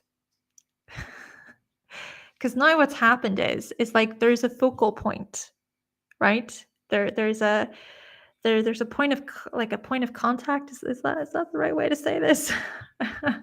But yeah, that's your first house basically being activated. So, someone could be looking at you from a distance in a public setting and think, oh my gosh, like they seem so funny or like goofy or spontaneous. I'm going to go and talk to them. And then they approach you and you're actually really shy. You're really shy and nervous and you're not really sure what to say. Or it could be the complete opposite, right? In certain situations. So anyway, that is just something I wanted to share about the 10th versus the first. And then the other thing is we've talked about this is the 10th looks at your career, looks at your professional life, what it is that you wish to achieve. Now, the thing with the 10th house too, in this respect, is it can kind of act as a Saturn house. So stay with me here when I say this. Often our 10th house isn't really activated, so to speak, until later on in life. Okay, I'm not saying it's the same thing as a Saturn return, okay? But I would say that it's an area of life that doesn't really show up as as obviously, as prominently. Prominently, is that a word? Just yeah, it's that time of day, folks. But yeah, it doesn't really show up as actively as it doesn't show up as actively until later on in your life. And I think also it looks at how it can take years. It can really take years to refine that 10th house, to to focus on it, to get better at it, to see where it goes, to see what you're building. Things can also change too when it comes to the 10th house. Your direction could change. Your focus could change. What you want out of life can change, and maybe that depends on your placements, etc. I mean, you could have Uranus there, you could have Neptune there, you could have Mercury there, you could have the moon there, and things could fluctuate, things could change for you. But yeah, it's something that you certainly strive toward. And the 10th house also, of course, it can look at the actual profession that you take on, the actual position you take on, the role that you play within the public, within society. It can also look at your attitude toward work ethic. What is your attitude there? Do you consider yourself to be quite driven in that way? Do you not really care much about having a career, about having status? What are your attitudes even towards status? A lot of people don't actually have careers. A lot of people don't actually choose to go down that path, or they can't. They don't have the resources, they don't have the support, they don't have the education to back them up, they don't have the experience to back them up. So yeah, you get my point. It's things can play out in different ways, and this is why you got to look at the 10th house. You got to explore what planets are there, what's happening there. So there's that. But the other thing I want to say is the 10th house can look at the qualities that you kind of like to be known for. The qualities that, if someone was to say, oh, such and such is really smart or funny or seems really cool, maybe that's somehow correlated with the 10th house, because this is sort of like I would say it's even more conscious and it's even more deliberate. It's like a very deliberate house. It's like, I want to show this to you, to the world. I want to show you what I want to show you. I want to be seen as like intelligent. I want to be seen as like social or as funny, or as likable. I want to be seen for these things. I want to be seen for my photos that I take on Instagram. You think about the 10th house, it looks at social media, right? It looks at the types of images that you post on social media in a way. What is your image? What's your persona? What is the public persona that you present? And yeah, it's how you're seen then by the public. It's how you're seen online. What types of photos are you posting? Are you posting photos of your dog? Are you posting photos of your fitness journey? Are you posting photos of your favorite celebrities? These types of things show up. Are you really into astrology? Are you really into reading? Are you really into movies, commentary? Are you really into politics? Just yeah, this all of this stuff shows up in the 10th house. And the train of thought that I wanted to go with there is, okay, this is the 10th, this is what's shown, but like I said, that's opposite to what's going on privately. And that's where you got to also be careful, because everything is not what it seems on social media, right? You consider, right, it's the kind of image that you hold up, you want people to see. They might not be like that in their real life. Who knows? Maybe I'm not like this in my real life. Yeah. Maybe I have a very dark side to me, right? Maybe I'm a terrible person. Like, I'm terrible. I'm just terrible to be around. Like, so just yeah. So basically, I think what's important to keep in mind is, just because you see an image of someone, right? Just because someone is posting a vlog on YouTube and it's like, hey guys, this is our live. Hi, I'm so me. This is me. This is me. This is me. It's like, really? Is it though? Yeah. It's good to use a little bit of discernment, a little bit of discretion. I think. I'm not sure if discretion is the word, but discernment, I think, is the word when it comes to social media. And just being somewhat mindful that you're not going to see the full image of someone. And I maybe made it sound quite like negative there, and you could even look at it from the other way, right? You could think that someone seems confident on social media, right? You could think that they have it all figured out, like they're really successful. I'm like, oh my gosh, like look at their life. Oh wow, look at how much they're doing, and they're writing books, and they're publishing their books, and oh wow. But maybe they're really struggling, you know? Maybe they've just broken up with their partner. Maybe they are having trouble eating and you don't know about it. But that's the thing. You just don't know. And I guess when it comes to the internet and it's just, the public world, it can be easy just to make assumptions based on the image that we see. So, yeah, that's what I want to say about the 10th house. And what else could I say? Achievements, accomplishments. And this isn't just about career. This isn't just about status. This is also about just things that you want to achieve for yourself. It doesn't have to be presented online. It doesn't have to be something related to your career and your status, but success, achievements can be different to just based on depending on who you are and, what is valuable to you. And maybe that's even tied in with the second house a bit here, because we talked about the second house through that lens of like materials and resources and earnings, but it's also about value. It's about substance.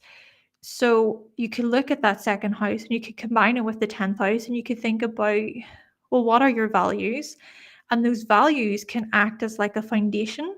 They can act as an anchor when it comes to what you choose to do in your life.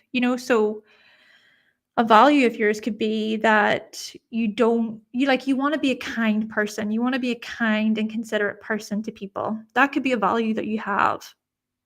And so when it comes to your professional life, you're going to be very like clean and clear and concise and thoughtful about what you share online or about who you upset or about how you come across. You're just going to be a little bit more like level-headed and calm about that. So that's just one example to say. What else can I say about the 10th? Oh, the 10th house. So following on from last week, we talked about how the 4th house can look at our caregivers, right? So we said that things can be interchangeable. The 10th house can also look at caregivers as well. But I think what I've often heard be referred to as is, so it was Howard Sass-Portaz who talked about this, I believe, in that the 4th house can look at the primary caregiver, the primary parent, so the one who is the most available to you. But the 10th house is more like the hidden parent, the one who wasn't so available because of work or just more responsibility. And I know that like the whole roles thing is quite different today.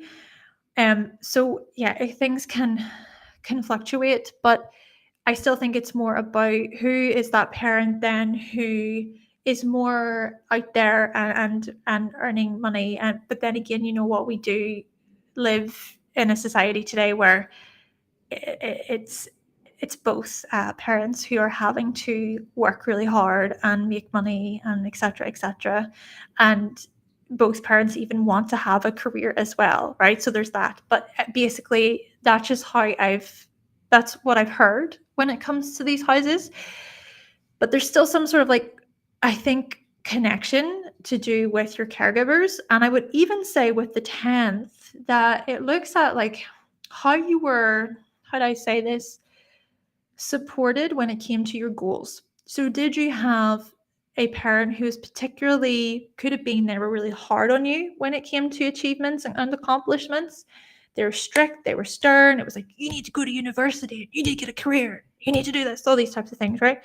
Or, is it that they, they could have been supportive, they could have been like really positive in this way, and they wanted you to strive for greatness, and they were your cheerleader in this respect. So basically, yeah, we can look at the 10th house through this lens of what was there a caregiver in your life who pushed on you to strive for success, or were there people in your life in general who wanted to see you succeed and do well? And the last thing I'm going to say about the 10th house before we move on to the 11th house is the 10th house can look at members of authority in general. So, any bosses you have, any managers you have, show up in the 10th house. What's your relationship like, even with authority? How do you react to authority? Like when somebody tells you what to do or when they give you direction, how do you respond to that? And just the whole relationship side of things in general, how does that go for you? How did that play out for you? Okay, let me read through some comments before we get into the 11th house.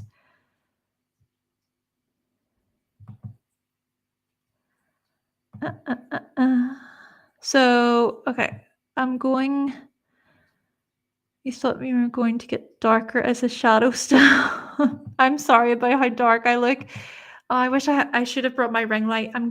I'll remember for future videos, okay? I'll have the ring light. As long as the information is clear, the sound is clear. So Danielle, you said you have Saturn and Aquarius in the 10th. It's conjunct your midheaven. Saturn in the 10th, I think, yeah, it can especially point toward how the whole success side of things or the accomplishment side of things can perhaps be more later on in life. Okay. Pluto and Uranus and Libra in the 10th house, loud and proud.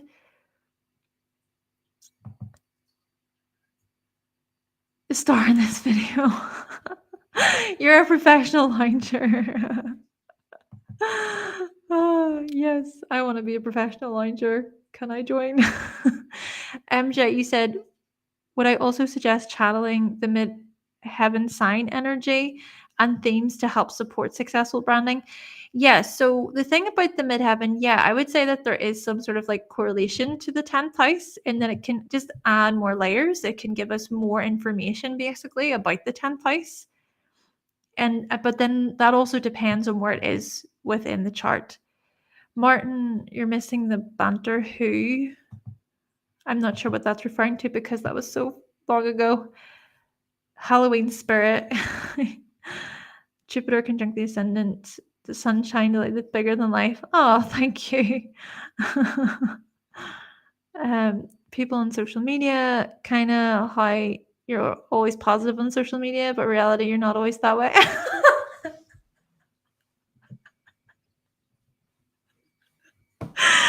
Oh, Danielle, you're so funny.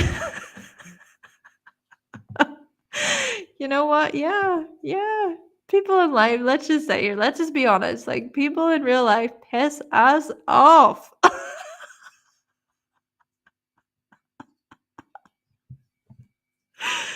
Oh, I love it here. Okay, right.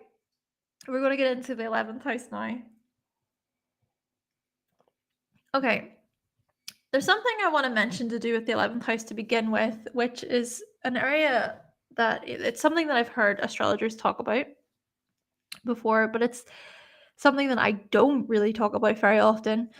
But it's how the 11th house is tied to our gains. So what we gain from groups, what we gain from others. Now these gains, of course, it's not necessarily about, money or, finances, etc., which perhaps it could be.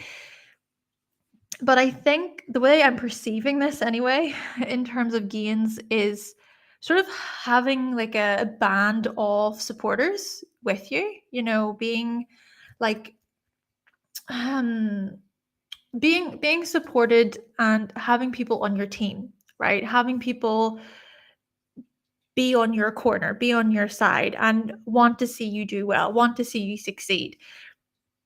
Or just even like gaining some type of recognition from others, which I suppose that's another thing about the 10th house. Obviously, there's just so much that could be talked about when it comes to all houses. I haven't covered everything. But the other thing about the 10th house is it can look at recognition, what we're recognized for later on in life, what we become known as, our reputation. So thinking about the reputation that we have within society, what people see us as. And then even it can look at, so we talked about profession, but it can look at our life's work, our life's mission. So what we really work on for years and years and years and years. And that's also why it's sort of like another Saturn part of it, right? Where things come later on in life. So there's that to do with the 10th house. And then purpose and your life mission isn't just about like status. It's not just about career. So that's the other thing, the other piece to the 10th house. So as I say, with the 11th house, the 11th house I think can show up as gains, also through that lens of recognition and just like other people wanting you to succeed and other people wanting to support you along your journey. MJ, you said there about wish fulfillment. Yes, indeed. Dreams, wishes coming true. Yes, yep. That is it. You're on point. Yes. So the 11th house can look at our hopes and wishes and our dreams for the future, right? So what is it that you really hope for when it comes to the future? But you see, the other element to this is it's not just about you. I want to make that quite clear. It can be about just you, but I just think that the 11th house, it's more about society. It's more about a group. It's more about a collection of people. And so you can look at that as a hope for the future within a social setting, within society, within your local community. So for example, let's say that let's see. I'm trying to think of something quite like basic to ground this energy. Okay, let's say that you notice that there is graffiti or something being done across the streets in your area, right? Someone's like putting graffiti everywhere, and you're like, "Oh my gosh, that needs to stop. It's not good. It doesn't make the streets look very nice." That's probably a really, really silly example, but I'm going with it. So what you could do is you could perhaps get some type of support from other people in the neighborhood, for instance, and you could sort of band together and you could push for change to stop the graffiti or to stop littering or um there's obviously really extreme cases. When we think about politics, we think about all of the things that have been happening over the recent years. Okay, I'm not going to get into the whole political side of things, but perhaps you can get my point with this, that it can it can become a very extreme situation. It can become like a life-threatening situation or a situation that needs to be addressed now because there are people in harm. There are people who are being like mistreated, discriminated against, put down, these types of things, right? So you get a group of people together and like you'll sign petitions, you'll go on rallies, you'll go on marches. Yes, hopefully you get what I mean. So that's the 11th house basically. And so there is this hope, right? There's a hope from a group of people. Like we hope that things change. We are even pushing for that change. But that there's that collective piece. Okay, there's the collective piece. There is the changes within society that you want to be made. Now, with the dreams and like that wish fulfillment that you were talking about, MJ, yes, it can even look at your future self, right? It can look at what it is that you then do hope for when it comes to your future. What type of future do you visualize? What type of future do you see? Maybe you're someone, right, and you're quite young, right? You're a child, and what you've really dreamt of all your life is, I really want to be a mummy, right? Maybe you're a little girl and you're like, I really want to get married and I want to be a mummy. Like, oh yeah, I really want to do these things. And maybe you have some sort of Cancerian energy in the 11th or the moon in the 11th, something like this. So that's kind of like a hope. That's a wish. Um, what else? What else could I say? Maybe you're someone, and ever since you can remember, you've been like, I really want to travel the world. I want to explore. I want to go to this country and that country. You can have Jupiter, for example, in the 11th house. You could have Sagittarius in the 11th house. Um, or even it could be that you want to publish a book, right? You could have that Jupiter energy in the 11th house. I want to publish my own book someday. I really hope I do. Now, the thing about this is this isn't necessarily about taking those practical steps to do it. When it comes to hopes, when it comes to wishes, when it comes to dreams, it doesn't mean that we take action on them. It doesn't mean that we actually do anything about them. That's what they are. They're hopes, they're dreams. Of course, we can take action on them, and perhaps some of us are more like driven when it comes to making them happen, right? And the thing about this too is that the 11th house can look at those plans that we set in place. It can look at the types of goals that we have, those more in the future goals that we have. It's interesting to think about, because the 10th house even looks at our long-term goals, okay? Our long-term successes, the things that we're building toward. But the 11th house also speaks to this. I think it speaks to this. And I think it does come from a place more of like dreams and wishes. And so, yeah, there is that piece to the 11th house and just the future element of it, right? Thinking about how it's quite futuristic, but it's also looking at the future of humanity. It's like I said, there's also the collection part of this, where you're considering, where is humanity going to be in the next 10 years? What's going to happen in the next 20 years? So yeah, it's about how humanity moves forward, how humanity changes over a longer period of time, and what type of society do you visualize? Do you see? Do you want? What do you hope for when it comes to society?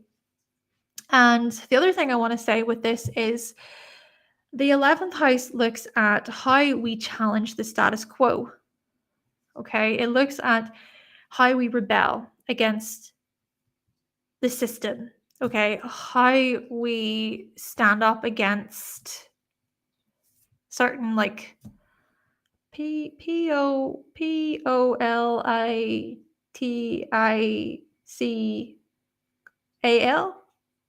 situations. Yeah, I'm just spelling it out. But yeah, it's how we sort of stand up against these structures and these societal limitations, how we rebel against them, and the changes that we make within society.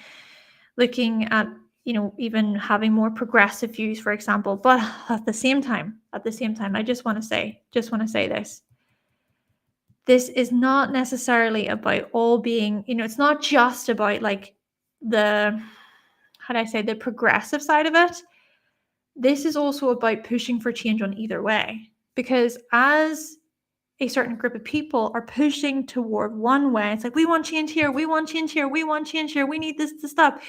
There could be an entirely different group of people going in the completely opposite direction, and they're like, no, no, no, no, no, no, no, that's no, but this is what we want, this is what we want. So you can see the clashing. There's clashes of opinion. We notice this in society. Not everybody's going to agree. And we notice the divide. Pluto in Aquarius, I think, is going to transform this divide between the LEFT and the RIGHT. It's going to really transform all of this. And if you think about that, it's such a separation. It's a divide, basically. This is the 11th house. Okay, this is what we notice in the 11th house, and it's where we can see how alike we are, right? How as a humanity, how as a society, we're so alike, and we have common interests, and we're part of this group, and we're all in this together. And it's like, yes, we're together, we're united, yes, yes. But it can also look at where we're so divided, where we are divided, where we've lost our way, where we are blinded to, community, where we're not seeing like how we can connect in a way. What's the missing piece there? And with that being said, it also looks at charity, it looks at volunteering, it looks at giving, being generous, giving to your society. And that doesn't just have to be through, traveling to the likes of somewhere in Africa and helping out and volunteering in that way. It could be through the little things, it could be through, helping out at a homeless shelter, or giving your clothes to a charity, your clothes that you don't use anymore, just those types of things.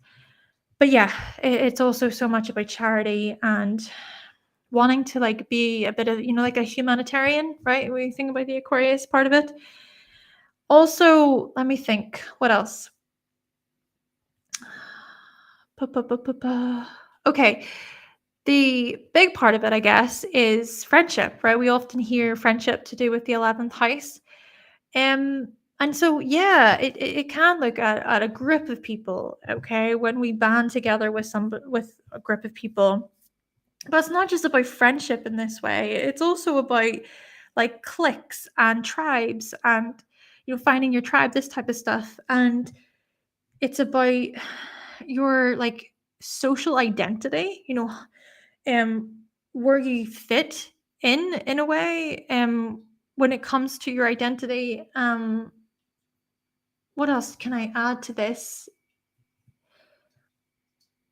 It can even look at like the types of teams that you support. So this is an example, I suppose, is a good way to apply it practically. You think about football, right? By the way, football in in Belfast is different to football in the USA. So it would be soccer where you're from. And I'm just talking about USA because I know that the majority of my viewers are from the USA. That's why I'm saying that. So, football. You have Liverpool versus Man United. Okay, there are fans for Liverpool, there's fans for Man United. And Man United and Liverpool are teams. They are the teams. But then you have the fans to support the teams. This is the 11th house. The 11th house is the team. It shows you teams, but it also shows you the fans that support those teams. 11th house looks at fans. So you think about you could look at the Taylor Swift example again. You think about her fans, right? All the fans that she has, like, wow, so many. And you even think about people online, social media, and the types of fans that they have. And people even write to the people that they watch, the people that they look up to, etc. So yes, this is all very much territory that I'm talking about. The last thing that I want to say though is the 11th house can look at non-conforming ideas. So having a view or an opinion that isn't so aligned with the majority of people. Yeah, so that is very much the 11th house. It's like having your own mind. It's thinking for yourself. It's being able to question authority. So you think about the 10th house, it looks at members of authority. 10th house even looks at what's the word? The GOVERNMENT. It looks at them and the structures that are built. Okay, right. So the 11th house then comes along and it says, I'm going to question that. I'm going to question your authority, actually. I'm going to question what this law is that you just put down there. Why is that? That's the 11th house. So, okay, let's look at the 12th house. And then that's going to be us. We've been here for 2 hours. Like, I did not expect to be here for 2 hours. Oh, I wish I brought my ring light. I don't like this. I do not like, just so dark. Just so dark. Let's see. So, right. Pharrell Ryder, you said you do run an online community membership, and that's yes, 11th house community, definitely, 100%. That is the 11th house. Lovely. Yes, I agree with you. That is the 11th house. It's community, and even the member is part of the community. It's not necessarily about fans. It's not, it could even show up as subscribers. It can show up as followers or what have you. But memberships, yes, that's exactly it. Love that.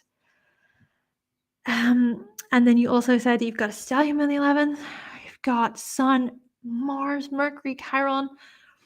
You have the worst luck with friends, but you are very goal focused. Yes, I love that you have that stellium in the 11th. Brianna, you have your moon and your midheaven in Scorpio on the 11th, so not great luck with friends either. Oh no. Yeah, the friendship side of the 11th, it that can be challenging. Gotta understand, how does your Aries 11th plays into your dreams of becoming a renowned. Well, the Aries part of it, you said about renowned, it shows that independence, I think. Directing, yeah, directing is also very Aries to me. Yeah, being ridiculously ambitious. Yeah, it sounds very Aries, all with what you just said, even with the creativity there too. Daniel, you said you don't have friends either, really, just two maybe. You know what? Just to draw from my own experience, I have like two really, really good friends in my life, and I even think that this is something perhaps that comes with age. It could be, but then again, I'm just speaking for myself. Okay, I just want to speak for myself in this case.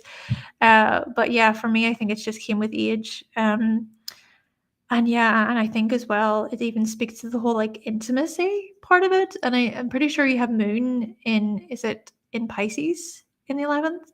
So maybe that is sort of looking at more of that like close knit friends. Or what is that? Like a closer circle of friends, if you will. I even have Cancer in the 11th, which I would say is kind of the part of it that's similar, I would say, would be the moon, right? That the closeness and more of that like emotional support, that emotional bond. Yeah, you said Pisces in the 11th. Okay, so we are gonna get into the 12th house. Teresa, Saturn Chiron in the 11th. Is this, I would say that that's perhaps a bit more of a challenging placement. But then again, it could be that you just have very like certain values and standards and on what you will tolerate from certain friends and what you'll not tolerate, that kind of thing. But I think maybe that's also sort of tied to your own healing and or even past rejections, past hurt, past wounds. Okay. Oh, Brianna, I honestly I don't really know what to say in this respect for you. You know that's a tough one. That is a tough one. Right. So, earphones. Let's get into the 12th house. I think. Oh, sorry, Martin. I missed you, Martin. You said you have Mercury in Capricorn and you in the 11th house. Okay.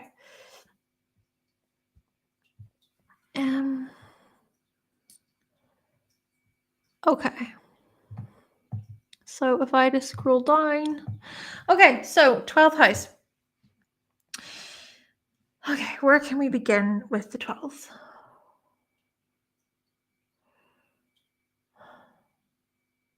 Okay. The 12th, of course, is perhaps the most trickiest of all. Right, let's try and come at it from the view to do with the 6th house. Okay, well, do you know what? Just to take a step back, because I feel like this is incomplete if I don't do this. With the 11th house, just to mention with this, that of course the 5th house plays a role. Okay, keep that in mind. That the 5th house then essentially it looks at like fun and play and how you join in, so that can influence the ways in which you relate to the world as well. You know, so Brianna, you were saying about like with friends, etc. You know, maybe there is something here about like even how you were treated whenever you were younger, or there's something here about like play and fun and how that's somehow tied in with friendship or joining in, or you know looking at being a part of a group or even being a part of something that's bigger than yourself. That 5th house energy to do with ego and individuality, that also that somehow like shapes us and plays a role in how we show up within groups and teams and friendships, so on. Okay. Right. So we're following on from that same sort of strategy, so to speak. The 6th house, then, the 6th house was to do greatly with our physical body, our physical health. And the sixth house also, we're talking about how it can look at our day-to-day routines. It can look at the person we are on a daily basis. And it can look at our schedules, how, any errands that we're running, any chores that we're doing around the house, cleaning, hygiene, self-care, all of this stuff. Work as well comes into the sixth house. But the 12th house is like the 12th house, right? Okay, let's think of it like this. When we talked about the fourth house and how that's your private life, you return home from work from the 10th house, you return home from work and you go into your home, you are alone. Well, not alone necessarily, but you're in private, right? You're in your private world, okay? The 12th house is like you in bed about to go to sleep. The 12th house is like you resting your head on the pillow about to go into the dream world. You completely switching off. Completely switching off. You even just being in bed on your own. Okay, you're on your own. You've got your feet up. You're reading a book. Right? Okay, sure, you could be with your partner. Okay, you could be with your partner. But you're chilling. You're reading your book. You're relaxing. You're unwinding. You're reading a nice book that is fictional, right? It's not true. It's a fantasy book. It's a fantasy novel, and there's some sort of like escapism. There's some sort of escaping happening, and you're getting lost in a different world, basically. Okay, this is the 12th house. The 12th house, you see, is when you're away from all of the hustle and the bustle, right? You're away from all of the, oh, I need to go do this and I have to do this and da da da da da da da da. But I hope you can see why I hope you can see why it's important to pay attention to your 12th house. Because often in life, we can be so caught up in like, I have to do this tomorrow. You could be lying in bed and you're thinking, oh gosh, you have to take the kids to school tomorrow. I have to do the washing tomorrow. I have to take my dog to the vets. And you're just going through the list. Do you ever do that? Does anybody ever do that? Where you're thinking about, oh, I have to do this tomorrow. And what does that do? That interferes with your sleep. Then the 12th house is sleep. What is your sleep like? Do you get a good night's sleep? What is the quality of your sleep like? Are you awakened in the night? Do you have maybe children to care for? Do you have a pet that needs your attention in the middle of the night? Do you have a weak bladder and so you have to go to the bathroom in the middle of the night and that disrupts your sleep? Are you a light sleeper? Are you a heavy sleeper? Does it annoy you whenever your partner snores, whenever you're trying to sleep? Do you dream? Like, do you remember your dreams? Are your dreams vivid? Or do you vaguely remember your dreams? And it's almost impossible to remember your dreams. All of this, right? Basically is the 12th house. This is how it shows up. Brianna, you said you do that 24/7. So your mind never stops running. Never stops running. I'm quite similar in that way. Always thinking about something. I have to write all of that down. Danielle, you said you sleep good usually unless you have too much on your mind or too much energy. Yeah. Having that kind of, all the things going on in your mind that can disrupt sleep. And even do you get where like you're excited, to put a positive spin on this, when you're excited, you're like, oh my gosh, I have to go to sleep. I don't want to go to sleep. I just wish it was tomorrow. I get that sometimes. I get that sometimes about certain videos that I'm working on. I'm like, oh yes, I get to talk about the 7 hermetic lots tomorrow. It's gonna be so exciting. I get to record. And then I go to bed and I'm like, I'm thinking about it. Just get to sleep, just get to sleep. What does that do? That does not help you sleep. That's just not. It because your mind is going and you're excited, etc. Danielle, you said yes, you get excited by going somewhere the next day. Yeah. Brianna, you said you do as well. Oh my gosh. Yeah, so you get what I mean? This is so funny, I know. I'm actually crying from like, I'm crying from just how funny this is. Like people do the same. You try an earthing product like a pillowcase. Oh, what's an earthing product? What is that? What is that, Martin? Is this some sort of like pillowcase that helps you get to sleep better? I need that in my life. But anyway, so this is the 12th house essentially, and it's interesting to think about it. It really is. Yes, I will look that up. I will make sure I look that up. I'll type it in my phone right now. Earthing pillow case. Thank you, Martin. Yeah, so the other thing I want to say with the 12th house, like I was mentioning, it can be tied to your dreams. So what kind of dreams are you having? What you typically find, well, at least this is what I find in my own sort of experience, is whenever there are like heavy like Neptunian placements happening with the moon. I mean, there was the moon in Pisces. Was it last night? Yeah, it was last night.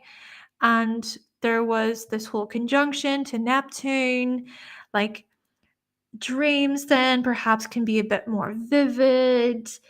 You can even find that, I think, with during Virgo season when there was some, was it the sun was opposite Neptune or something like that, or Mercury opposite Neptune. These types of aspects can perhaps show up as, right, your dreams are a bit more vivid. They're on your mind more. They have some sort of like strong message that they're trying to say. But then again, are dreams really trying to send you a message, or are they just made up messes, right? That's the thing. Do dreams really have an interpretation? Do they actually have a meaning? This is the 12th house. It's these types of questions. In the ninth house, let's think about this further. The ninth house is where we also question, right? We question intellectually. We question, like, how did this come to be, and why is this, and who am I, and what is the meaning of this, and what are your beliefs, etc. Right? Or higher meaning. And we question in the ninth house, especially, we're questioning what we were told whenever we were younger, right? The third house stuff. It's like you go to school, and this is what you're told by your teachers, and you go through the educational system, and this is what you need to learn, and this is what you need to remember in order to pass. But then the ninth house comes and it says, right, okay, go to university, get your education, etc. But also, how about like questioning your existence, questioning, what your teachers taught you, what your parents taught you. Professors also show up in the ninth house, the types of professors you have. Early schooling teachers also show up in the third house there as well. So we're kind of going on a bit of a, now that we're at the 12th house, we're kind of exploring this whole thing. But I hope you get what I mean. So yeah, we question in the ninth house. We also question in the 11th house, where it's like, again, it's you think about, why is this law? Why are we following the status quo? Why are we going along with this situation? Why are we accepting this as truth? That is the 11th house as well. But the 12th house, back to the 12th house, this is also about questioning, but it's the types of questions that you're not going to get answers for. I'm sorry, you're not going to get answers for. Not definitively, not like in a structured way, not in a matter of fact way, which the 6th house, Virgo, the 3rd house, Gemini, is like, what? No, really? I need to know.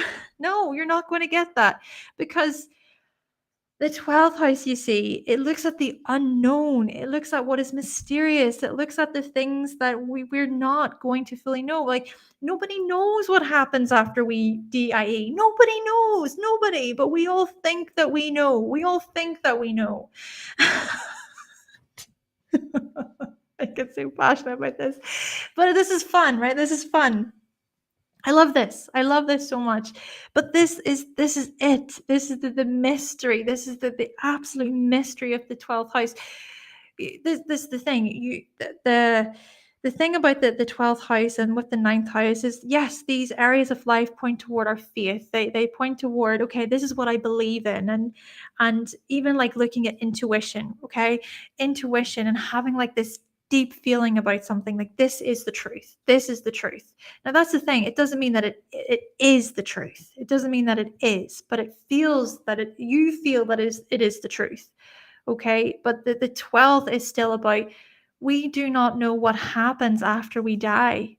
We do not truly have this definitive answer to that.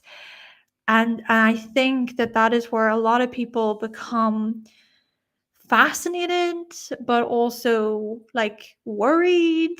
Um, and I want to say this whilst not like, what's the word? I don't want to sound like I'm this atheist, because I'm not. I'm not an atheist. And I'm also not trying to talk about this through a lens of I'm putting other people's beliefs down, and I don't believe in, people's religious beliefs and their spiritual beliefs. I mean, I have my own beliefs, which I don't have to, I'm not going to get into, basically, right? I don't feel like I need to explain what they are. But the thing about me is that I also accept that perhaps I'm wrong. Maybe I'm wrong. Because I don't actually know. I don't have the answers. I don't know what happens after I die. I said the word. Sorry. Um but I don't know, and I think that that is the mystery of the 12th house, is what I'm really trying to get at. And you can clearly hear that I'm quite passionate about this subject. It's so fascinating to me.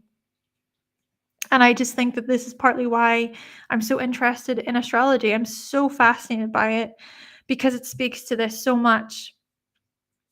It speaks to these questions so much. So yes, there is something untouchable about the 12th house. There is something highly mystical and mysterious about the 12th house. And then even if we were to consider spirituality, well, looking at your spiritual practices, okay? Looking at your spiritual practices, do you have any? What does spirituality mean to you? What are your spiritual beliefs? Do you have any? Do you believe in a higher power? Like, do you pray? Do you meditate? Do you do affirmations? Do you write in a gratitude journal? Do you do yoga, perhaps? Um, what is it that you do with respect to your spiritual practices? Because this is the 12th house, right? This is the 12th house. And I think as well that see, there are also, the thing about this too, I want to say, right, about like afterlife and um more of those like esoteric subjects. There are people within these fields that are doing so much work, and I respect that as well, right? I just want to say that. And there are,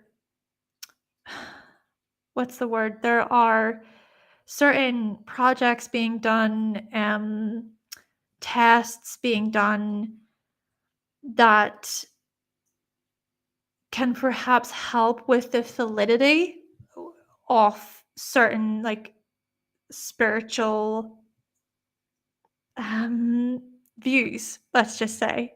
Okay, so yeah, I just think that that's important to keep in mind, because right, the thing about this is Carl Jung, who was a psychotherapist, well, a psychoanalyst,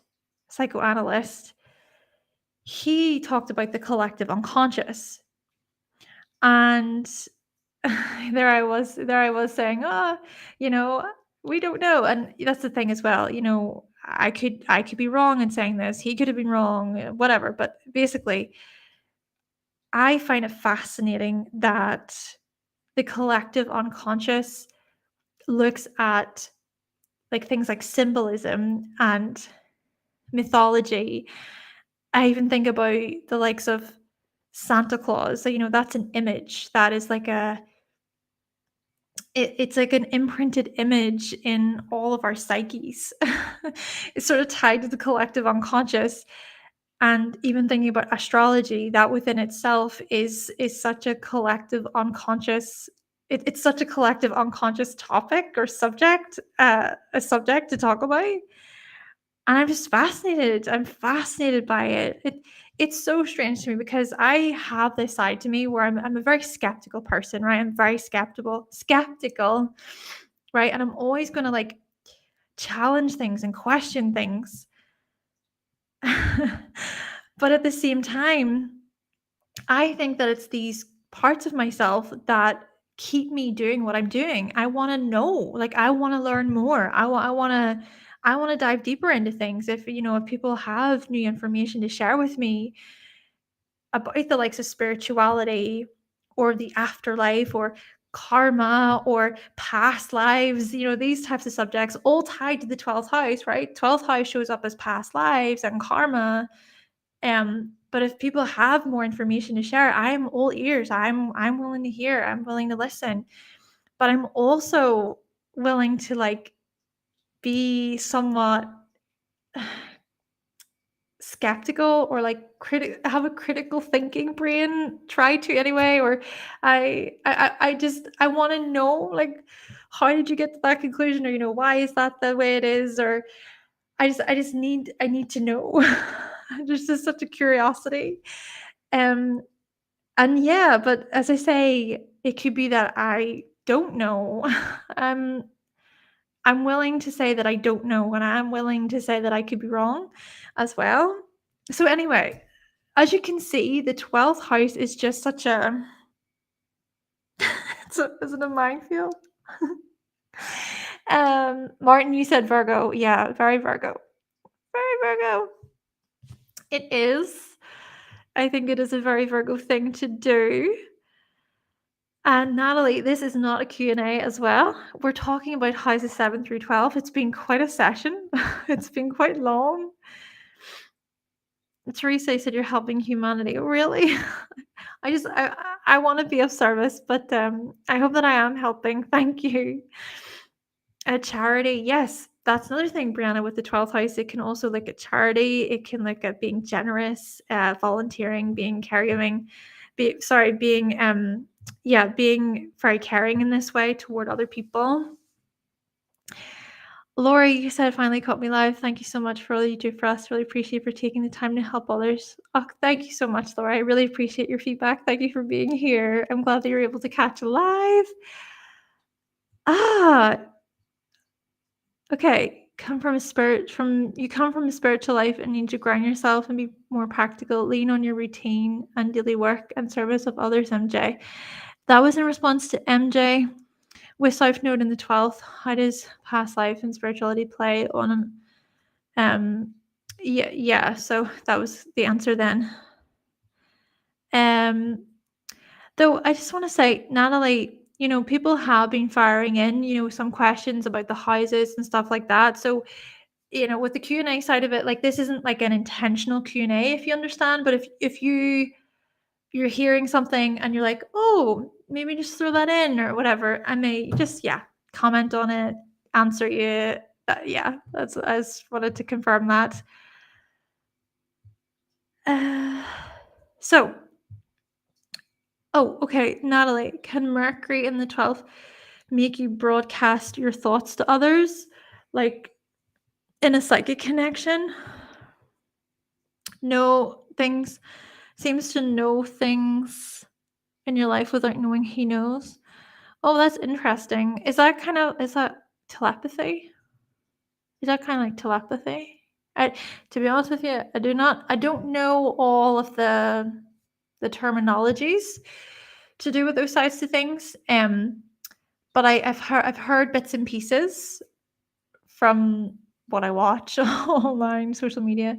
But what I will say with that is that, that could very well be a manifestation of Mercury in the 12th house, because that's the thing. Like, I'm saying, I'm sharing information about how the 12th house can look at things that are more mystical and more, they're not so they're not so structured, they're not so concrete. And that sounds like one of those things, thinking about psychic connections. the Mercury as well with the mind. So yeah, I would say that that could very well be a manifestation of that. So indeed. And that's a good word, actually, Brianna, you said about deceived. So 12th house can also look at deception. Okay, it can look at deception. It can also look at what, like, our hidden self. Okay, I was getting so caught up in all of the more mystical, spiritual sides to the 12th house, the sort of esoteric sides to the 12th house. But let's also consider, I think someone else mentioned about the subconscious. Yes. So it looks at the collective subconscious. It looks at, what is it, the Akashic records. So like all memories, all experiences, all past situations existing in one sort of sphere, and how we can sort of like pick up on those things and download them into our consciousness and this type of thing. And by the way, I'm not doing that as a way to like make fun out of anyone or whatever. I'm just a bit of a goofy person. Okay, it's all love here. So yeah, that can very much be the 12th house. You think about cosmic downloads, you think about channeling. Like you channel. I believe, is it Abraham Hicks, who is the one who wrote Ask and It Is Given. Abraham Hicks is said to be a channeler. Then I think is it Esther? Is Esther the name the stage name that she uses? So she downloads this information to do with manifestation and law of attraction, and that's her way of like helping other people. That is 12th house stuff. She is a Pisces. She's a Pisces with her Mercury in Aquarius. The Aquarius energy also has that kind of cosmic element to it. The kind of antennas where you're sort of like tapped into different frequencies. That's the thing that I do find interesting though about with the spiritual side of it, where you hear about more of the scientific models to explain vibration and frequencies, these types of things. Not that I know much about all of this, but again, it's just going off what I hear from different areas. And yeah, so she basically is tapping into those different frequencies and sharing based on that, having those cosmic downloads, which is very fascinating and perhaps very 12th house, right? That's very much 12th house energy, Piscean energy as well. I'm pretty sure Albert Einstein was a Pisces too. Albert Einstein was a Pisces, and it was Albert Einstein who, talked about energy a great deal, and how, what was it, energy can't be created or destroyed. I'm pretty sure I've heard people say that he didn't say that. Actually, this is the whole thing. Like, maybe my Aquarius brain gets me caught up a little bit like in all of this, because I have Saturn, I have Mercury in Aquarius, I have the Sun in Aquarius, and I just get this more sort of, maybe a Virgo comes into this, where I'm like fact checking. I need to make sure that like this information that I'm saying is correct, or that it's been backed up by something more evident, and I want to be somewhat cautious in that way. But yeah, Brianna, you even said about other dimensions. Sure, yes, other dimensions, other realms. Yes, this is 12th house territory. This is 12th house territory right there.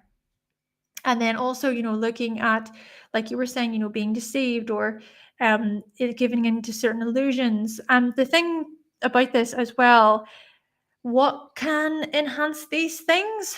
DRUGS, right? So when you take certain DRUGS, what can happen is you can hallucinate, you can tap into different dimensions or realms. You can tap into different like areas in the brain. So we go back to the subconscious.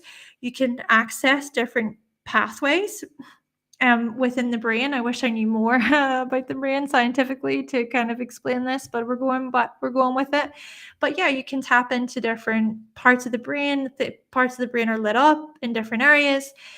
And then that can have an impact on like your memory, your vision, communication, how well you learn, these types of things. Said that they say energy doesn't die or vanish, it transforms. Okay, so Einstein did say that. Okay, thank you very much. Yeah, so transforming into different energy, really. It's like that the whole, what is it? What is that called? I forget the name of that symbol. I'm gonna look it up. Eternity. The symbol of eternity. Yeah. The or the snake that eats its own tail, right? So energy, it goes inward and outward, inward and outward. Yeah, so there I am talking about how, oh, we don't know, but maybe there is like a lot of information out there that suggests that um we could be be in a simulation, or we I'm just going, it's so fascinating. ah we could be in a simulation, or perhaps it is that, like, that the past and the future and the present are all connected, and it's not just the future that influences sorry, it's not just the sorry, it's not just the present that influences the future, it's also the past that influences the present, and it's also the future that influences the past. I watched this show called Dark recently, and I'm pretty sure it's a German show. I recommend it definitely if you want to know more about this. But um, but in that show, so it's a German show, and it talks about this.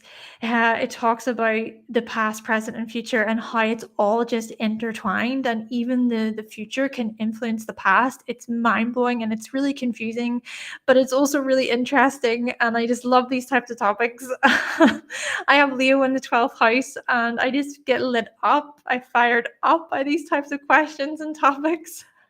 I love it. I love it. And then, yeah, um, as I say, it could be that scientifically so that there is a lot that we know when it comes to things like what happens basically whenever we die, in terms of how we transform or how we transcend, etc. Yeah, so there's many people out there doing amazing work, I'm sure. Again, I don't know very much, but this is basically me just trying to talk about the 12th house as best as I can. It's a slippery house. It's a challenging house to talk about, because once you think you've got it to grasp, you just don't. It just falls right through. It just falls right through. But it's worth a shot, right? It's worth a shot to talk about. The other thing I want to say with the 12th, which we could be here a long time, um, like I said, it can look at DRUGS and how that influences our brain. But the thing about this as well is we got to think about addictions. Okay, so addictions can show up in the 12th house, dependencies can show up in the 12th house. This isn't just about DRUGS or alcohol. This is also about other types of dependency like PORN, um, like caffeine, whatever you can really imagine, shopping, for example. So that's also a 12th house matter. And the other thing, I think it was, let me scroll up. I also want to say hi to Morg. Welcome. How are you doing? Welcome. Um, Let me see. I just want to see. I just want to see. Yes, Natalie. Yes, Natalie, what was it you were mentioning about? Yes, about the kind of psychic stuff. Yeah. The 12th house also is tied to like psychic abilities, mediumship, like tarot, right? You think about tarot readings, you think about symbolism and mythology, you think about rolling certain dice, astrology dice. What is it? Runes, is it RUNES? Those that you roll, I think that's how it's pronounced. What else? Journaling. Journaling could be a 12th house matter, but it's more from a stream of consciousness. Stream of consciousness is very much a 12th house matter. It's like going with your intuition, just letting it flow, right? You're not really going by what is what is what's rational, what is what makes sense. You're not really going by that. You're just going more by what the flow is. What I visualize is ah the author of Alice in Wonderland, Lewis Carroll. Lewis Carroll. Yes, that is very much 12th house territory, right? That story, that is the 12th house to a T. I just think of Lewis Carroll and just like the mind that he must have had just to go, oh well, the little girl is sitting in flowers and she's with her mother, and her mother isn't all of that exciting. The thing that she's reading, she finds it really boring. And then what she does is she finds a hole, and the cat falls into the hole, and then Alice falls down the hole, and then she's greeted with a white rabbit, and the white rabbit is running and she wants to follow the white rabbit, and then along her journey she meets all of these different characters. She has to open a door, but the door is too small, but then the door is too big because she has to eat a bit of bread or she has to drink something. Like, hi. Oh, I just think it's so amazing. I love it. I love it. I was watching this video by, do you know J.R. Tolkien, the creator of Lord of the Rings? I mean, what kind of mind must he have had, right? He wrote The Hobbit and he wrote The Lord of the Rings. And I just think, hi. I just have so much admiration for people like that. Like, for someone to create such a world, like people who create worlds. You think about J.K. Rowling, who created the Harry Potter world. Oh, was it George R.R. Martin who created the Game of Thrones world? Hi. I just think I'm just mind blown by that. That's 12th house.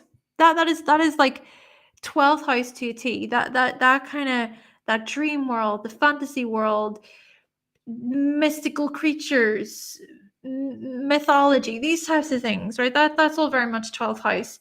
And the other thing with the 12th house is it looks at places of retreat. So this could be where you physically go on a retreat, right? So you could go on a yoga retreat, you could go on a meditation retreat, but it could also look at like traveling really far away to get away from the rest of the world. You just go on your own little mission somewhere, away from the sound, away from the busyness, into the some jungle somewhere, some forest somewhere, just for pure tranquility, like, for tranquility, to get away from it all. That is 12th house energy. That is like seclusion, right? You think about monks, for example, like that is very 12th house territory. You think about nuns, that is very 12th house territory. And it's also looking at devotion, devoting your life, monks who devote their life to what they do, and nuns who devote their lives to what they do. And that's 12th house. And the thing is that it's not about payment, it's not about reward, it's not about getting some sort of like a physical thing in return. Yeah, Brianna, you said monasteries. Exactly. So yes, this is the 12th house. What else can I say about the 12th house? Relaxation. Like, can you imagine the last time you were in a proper relaxed state? Like, I mean properly relaxed. I don't just mean sort of second house stuff where you're just sort of chilling and you're experiencing something like pleasurable, where you're eating and you're enjoying good food, you're enjoying good company, the pleasure side of it. I'm talking about like proper relaxation. I can't remember the last time I had that in my life. Like, I can't. where you're properly chilling, and you're not even thinking about work. You're not thinking about anything but this moment right here. That is the 12th house. And Brianna, you were saying about prisons and hospitals. Indeed. Yes, Brianna. Those places are places of like seclusion. Hospitals. I hate being in hospitals. I hate being in hospitals when I'm there. I hate being in hospitals when I'm visiting people. I hate hospitals. I don't think many people do enjoy hospitals because of what they represent. Even though, yes, hospitals are supposed to be a place that you go to so that your life is saved, so that like you're helped. But I'm like, no, this means that there's something wrong with me. That's kind of my view on it. And it just, I don't like it because I feel out of my control. I feel like, I can't help myself. I'm putting my life into the hands of somebody else. And that to me is actually quite scary. But that's also the 12th house. The 12th house is pure surrender. It's giving up control. It's being in a state of like, I'm letting go. I have to let go. And I don't know what's going to happen here. That is the 12th house. Prisons then as well. My goodness, that is a terrifying thought. That is a terrifying thought. But that again, that is seclusion. It's to be away from society. It's to be outside of that. And it can feel quite secluded in a hospital. I don't know what it feels like to be in a prison, and I touch wood, I'm never in prison. My goodness, like that would just be I don't know how I would cope with that. But yeah, that is the 12th house. It looks at prison, and we consider with this then any family members you have that have been in prison, any family members you have that have been in hospital. Even look at, for example, so the 12th house also looks at you in your mother's womb, right? This is the 12th house. So what kind of experience did your mother have whenever you were in her womb? And then when we think about this, you look at hospitals, because of course you go to a hospital to give birth. Well, not all the time. Of course, you could also give birth at home. For instance, you could give birth in a car, or you could give birth in public, because that can be unpredictable too. But yeah, with birth, for the majority of the time, it's in a hospital. So if you want to look at birth and you want to look at the experience that your mother had with whenever she was pregnant with you, look to the 12th house. Look to the 12th house. And yes, you also said there, Brianna, about medication, medicine. Yep, 12th house. The types of things that you're prescribed in this way. You could also look at the 6th house for health as well. But I would say that the 12th house takes it a step further in terms of health. So for instance, let's say that you go to the doctors and you say you're struggling with your mental health, right? You visit your local doctor. That's the 6th house, right? You're visiting your local doctor. You're getting some type of support. But you see, what if your doctor then sends you off to some type of like a psych unit, or I'm not sure the terminology for this, but basically they assign you to a psychotherapist, right? That's the 12th house. Okay, that's the 12th house. You get assigned to that psychotherapist, and that's you're basically in care. You're in hospital care. And then that psychotherapist could perhaps arrange for, what is it, a psych is it the psychiatrist is it the psychiatrist that prescribes the medication?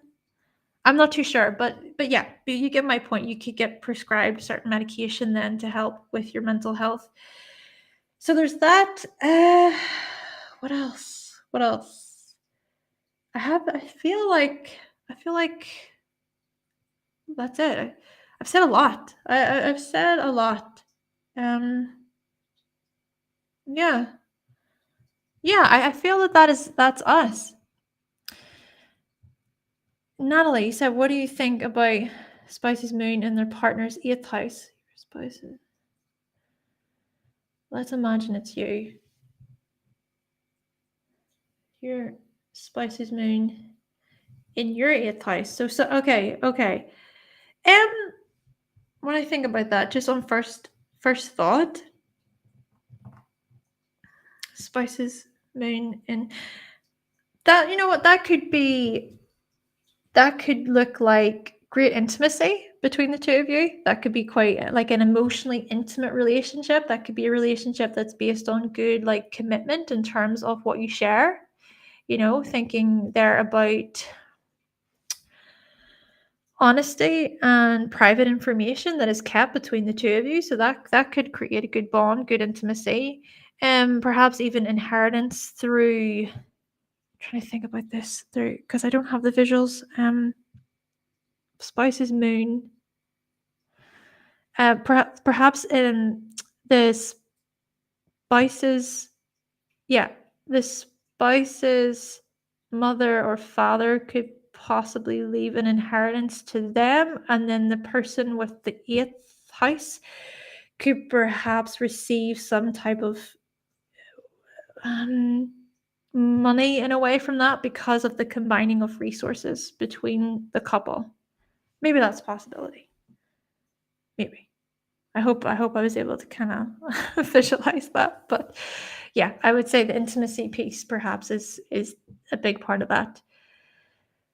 Okay, so I think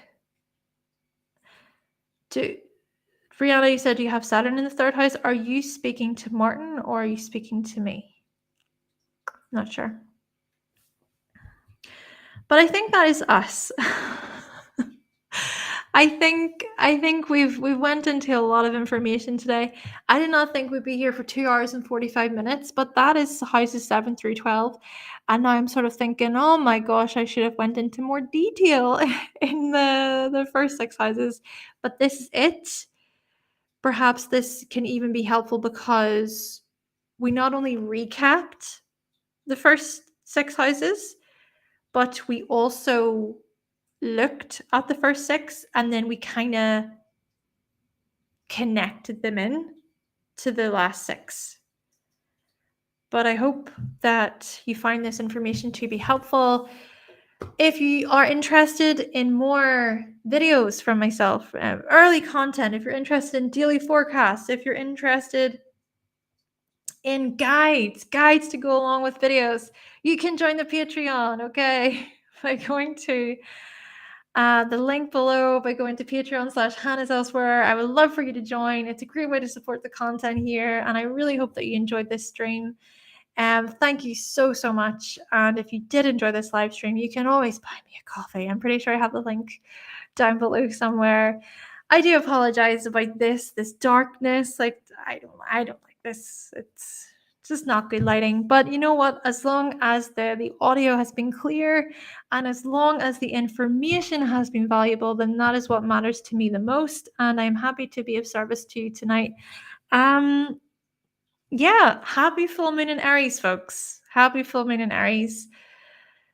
Energy, right? Energy, passion. Have a great weekend ahead. And thank you so much for watching. If you liked it, definitely give it a like. And we'll be back on Sunday. We'll be back on Sunday to talk about October. Okay, thank you so much. Thank you for your feedback. Yes, awesome. Thank you, MJ. Thank you so much, Natalie. And yeah, thank you, Brianna. And thank you, Danielle. Thank you so much. Thank you, Martin. Awesome. Okay, I'm going to go. No more questions at this stage because I'm definitely going to go. Have a lovely weekend. And thank you again. Take care. Bye.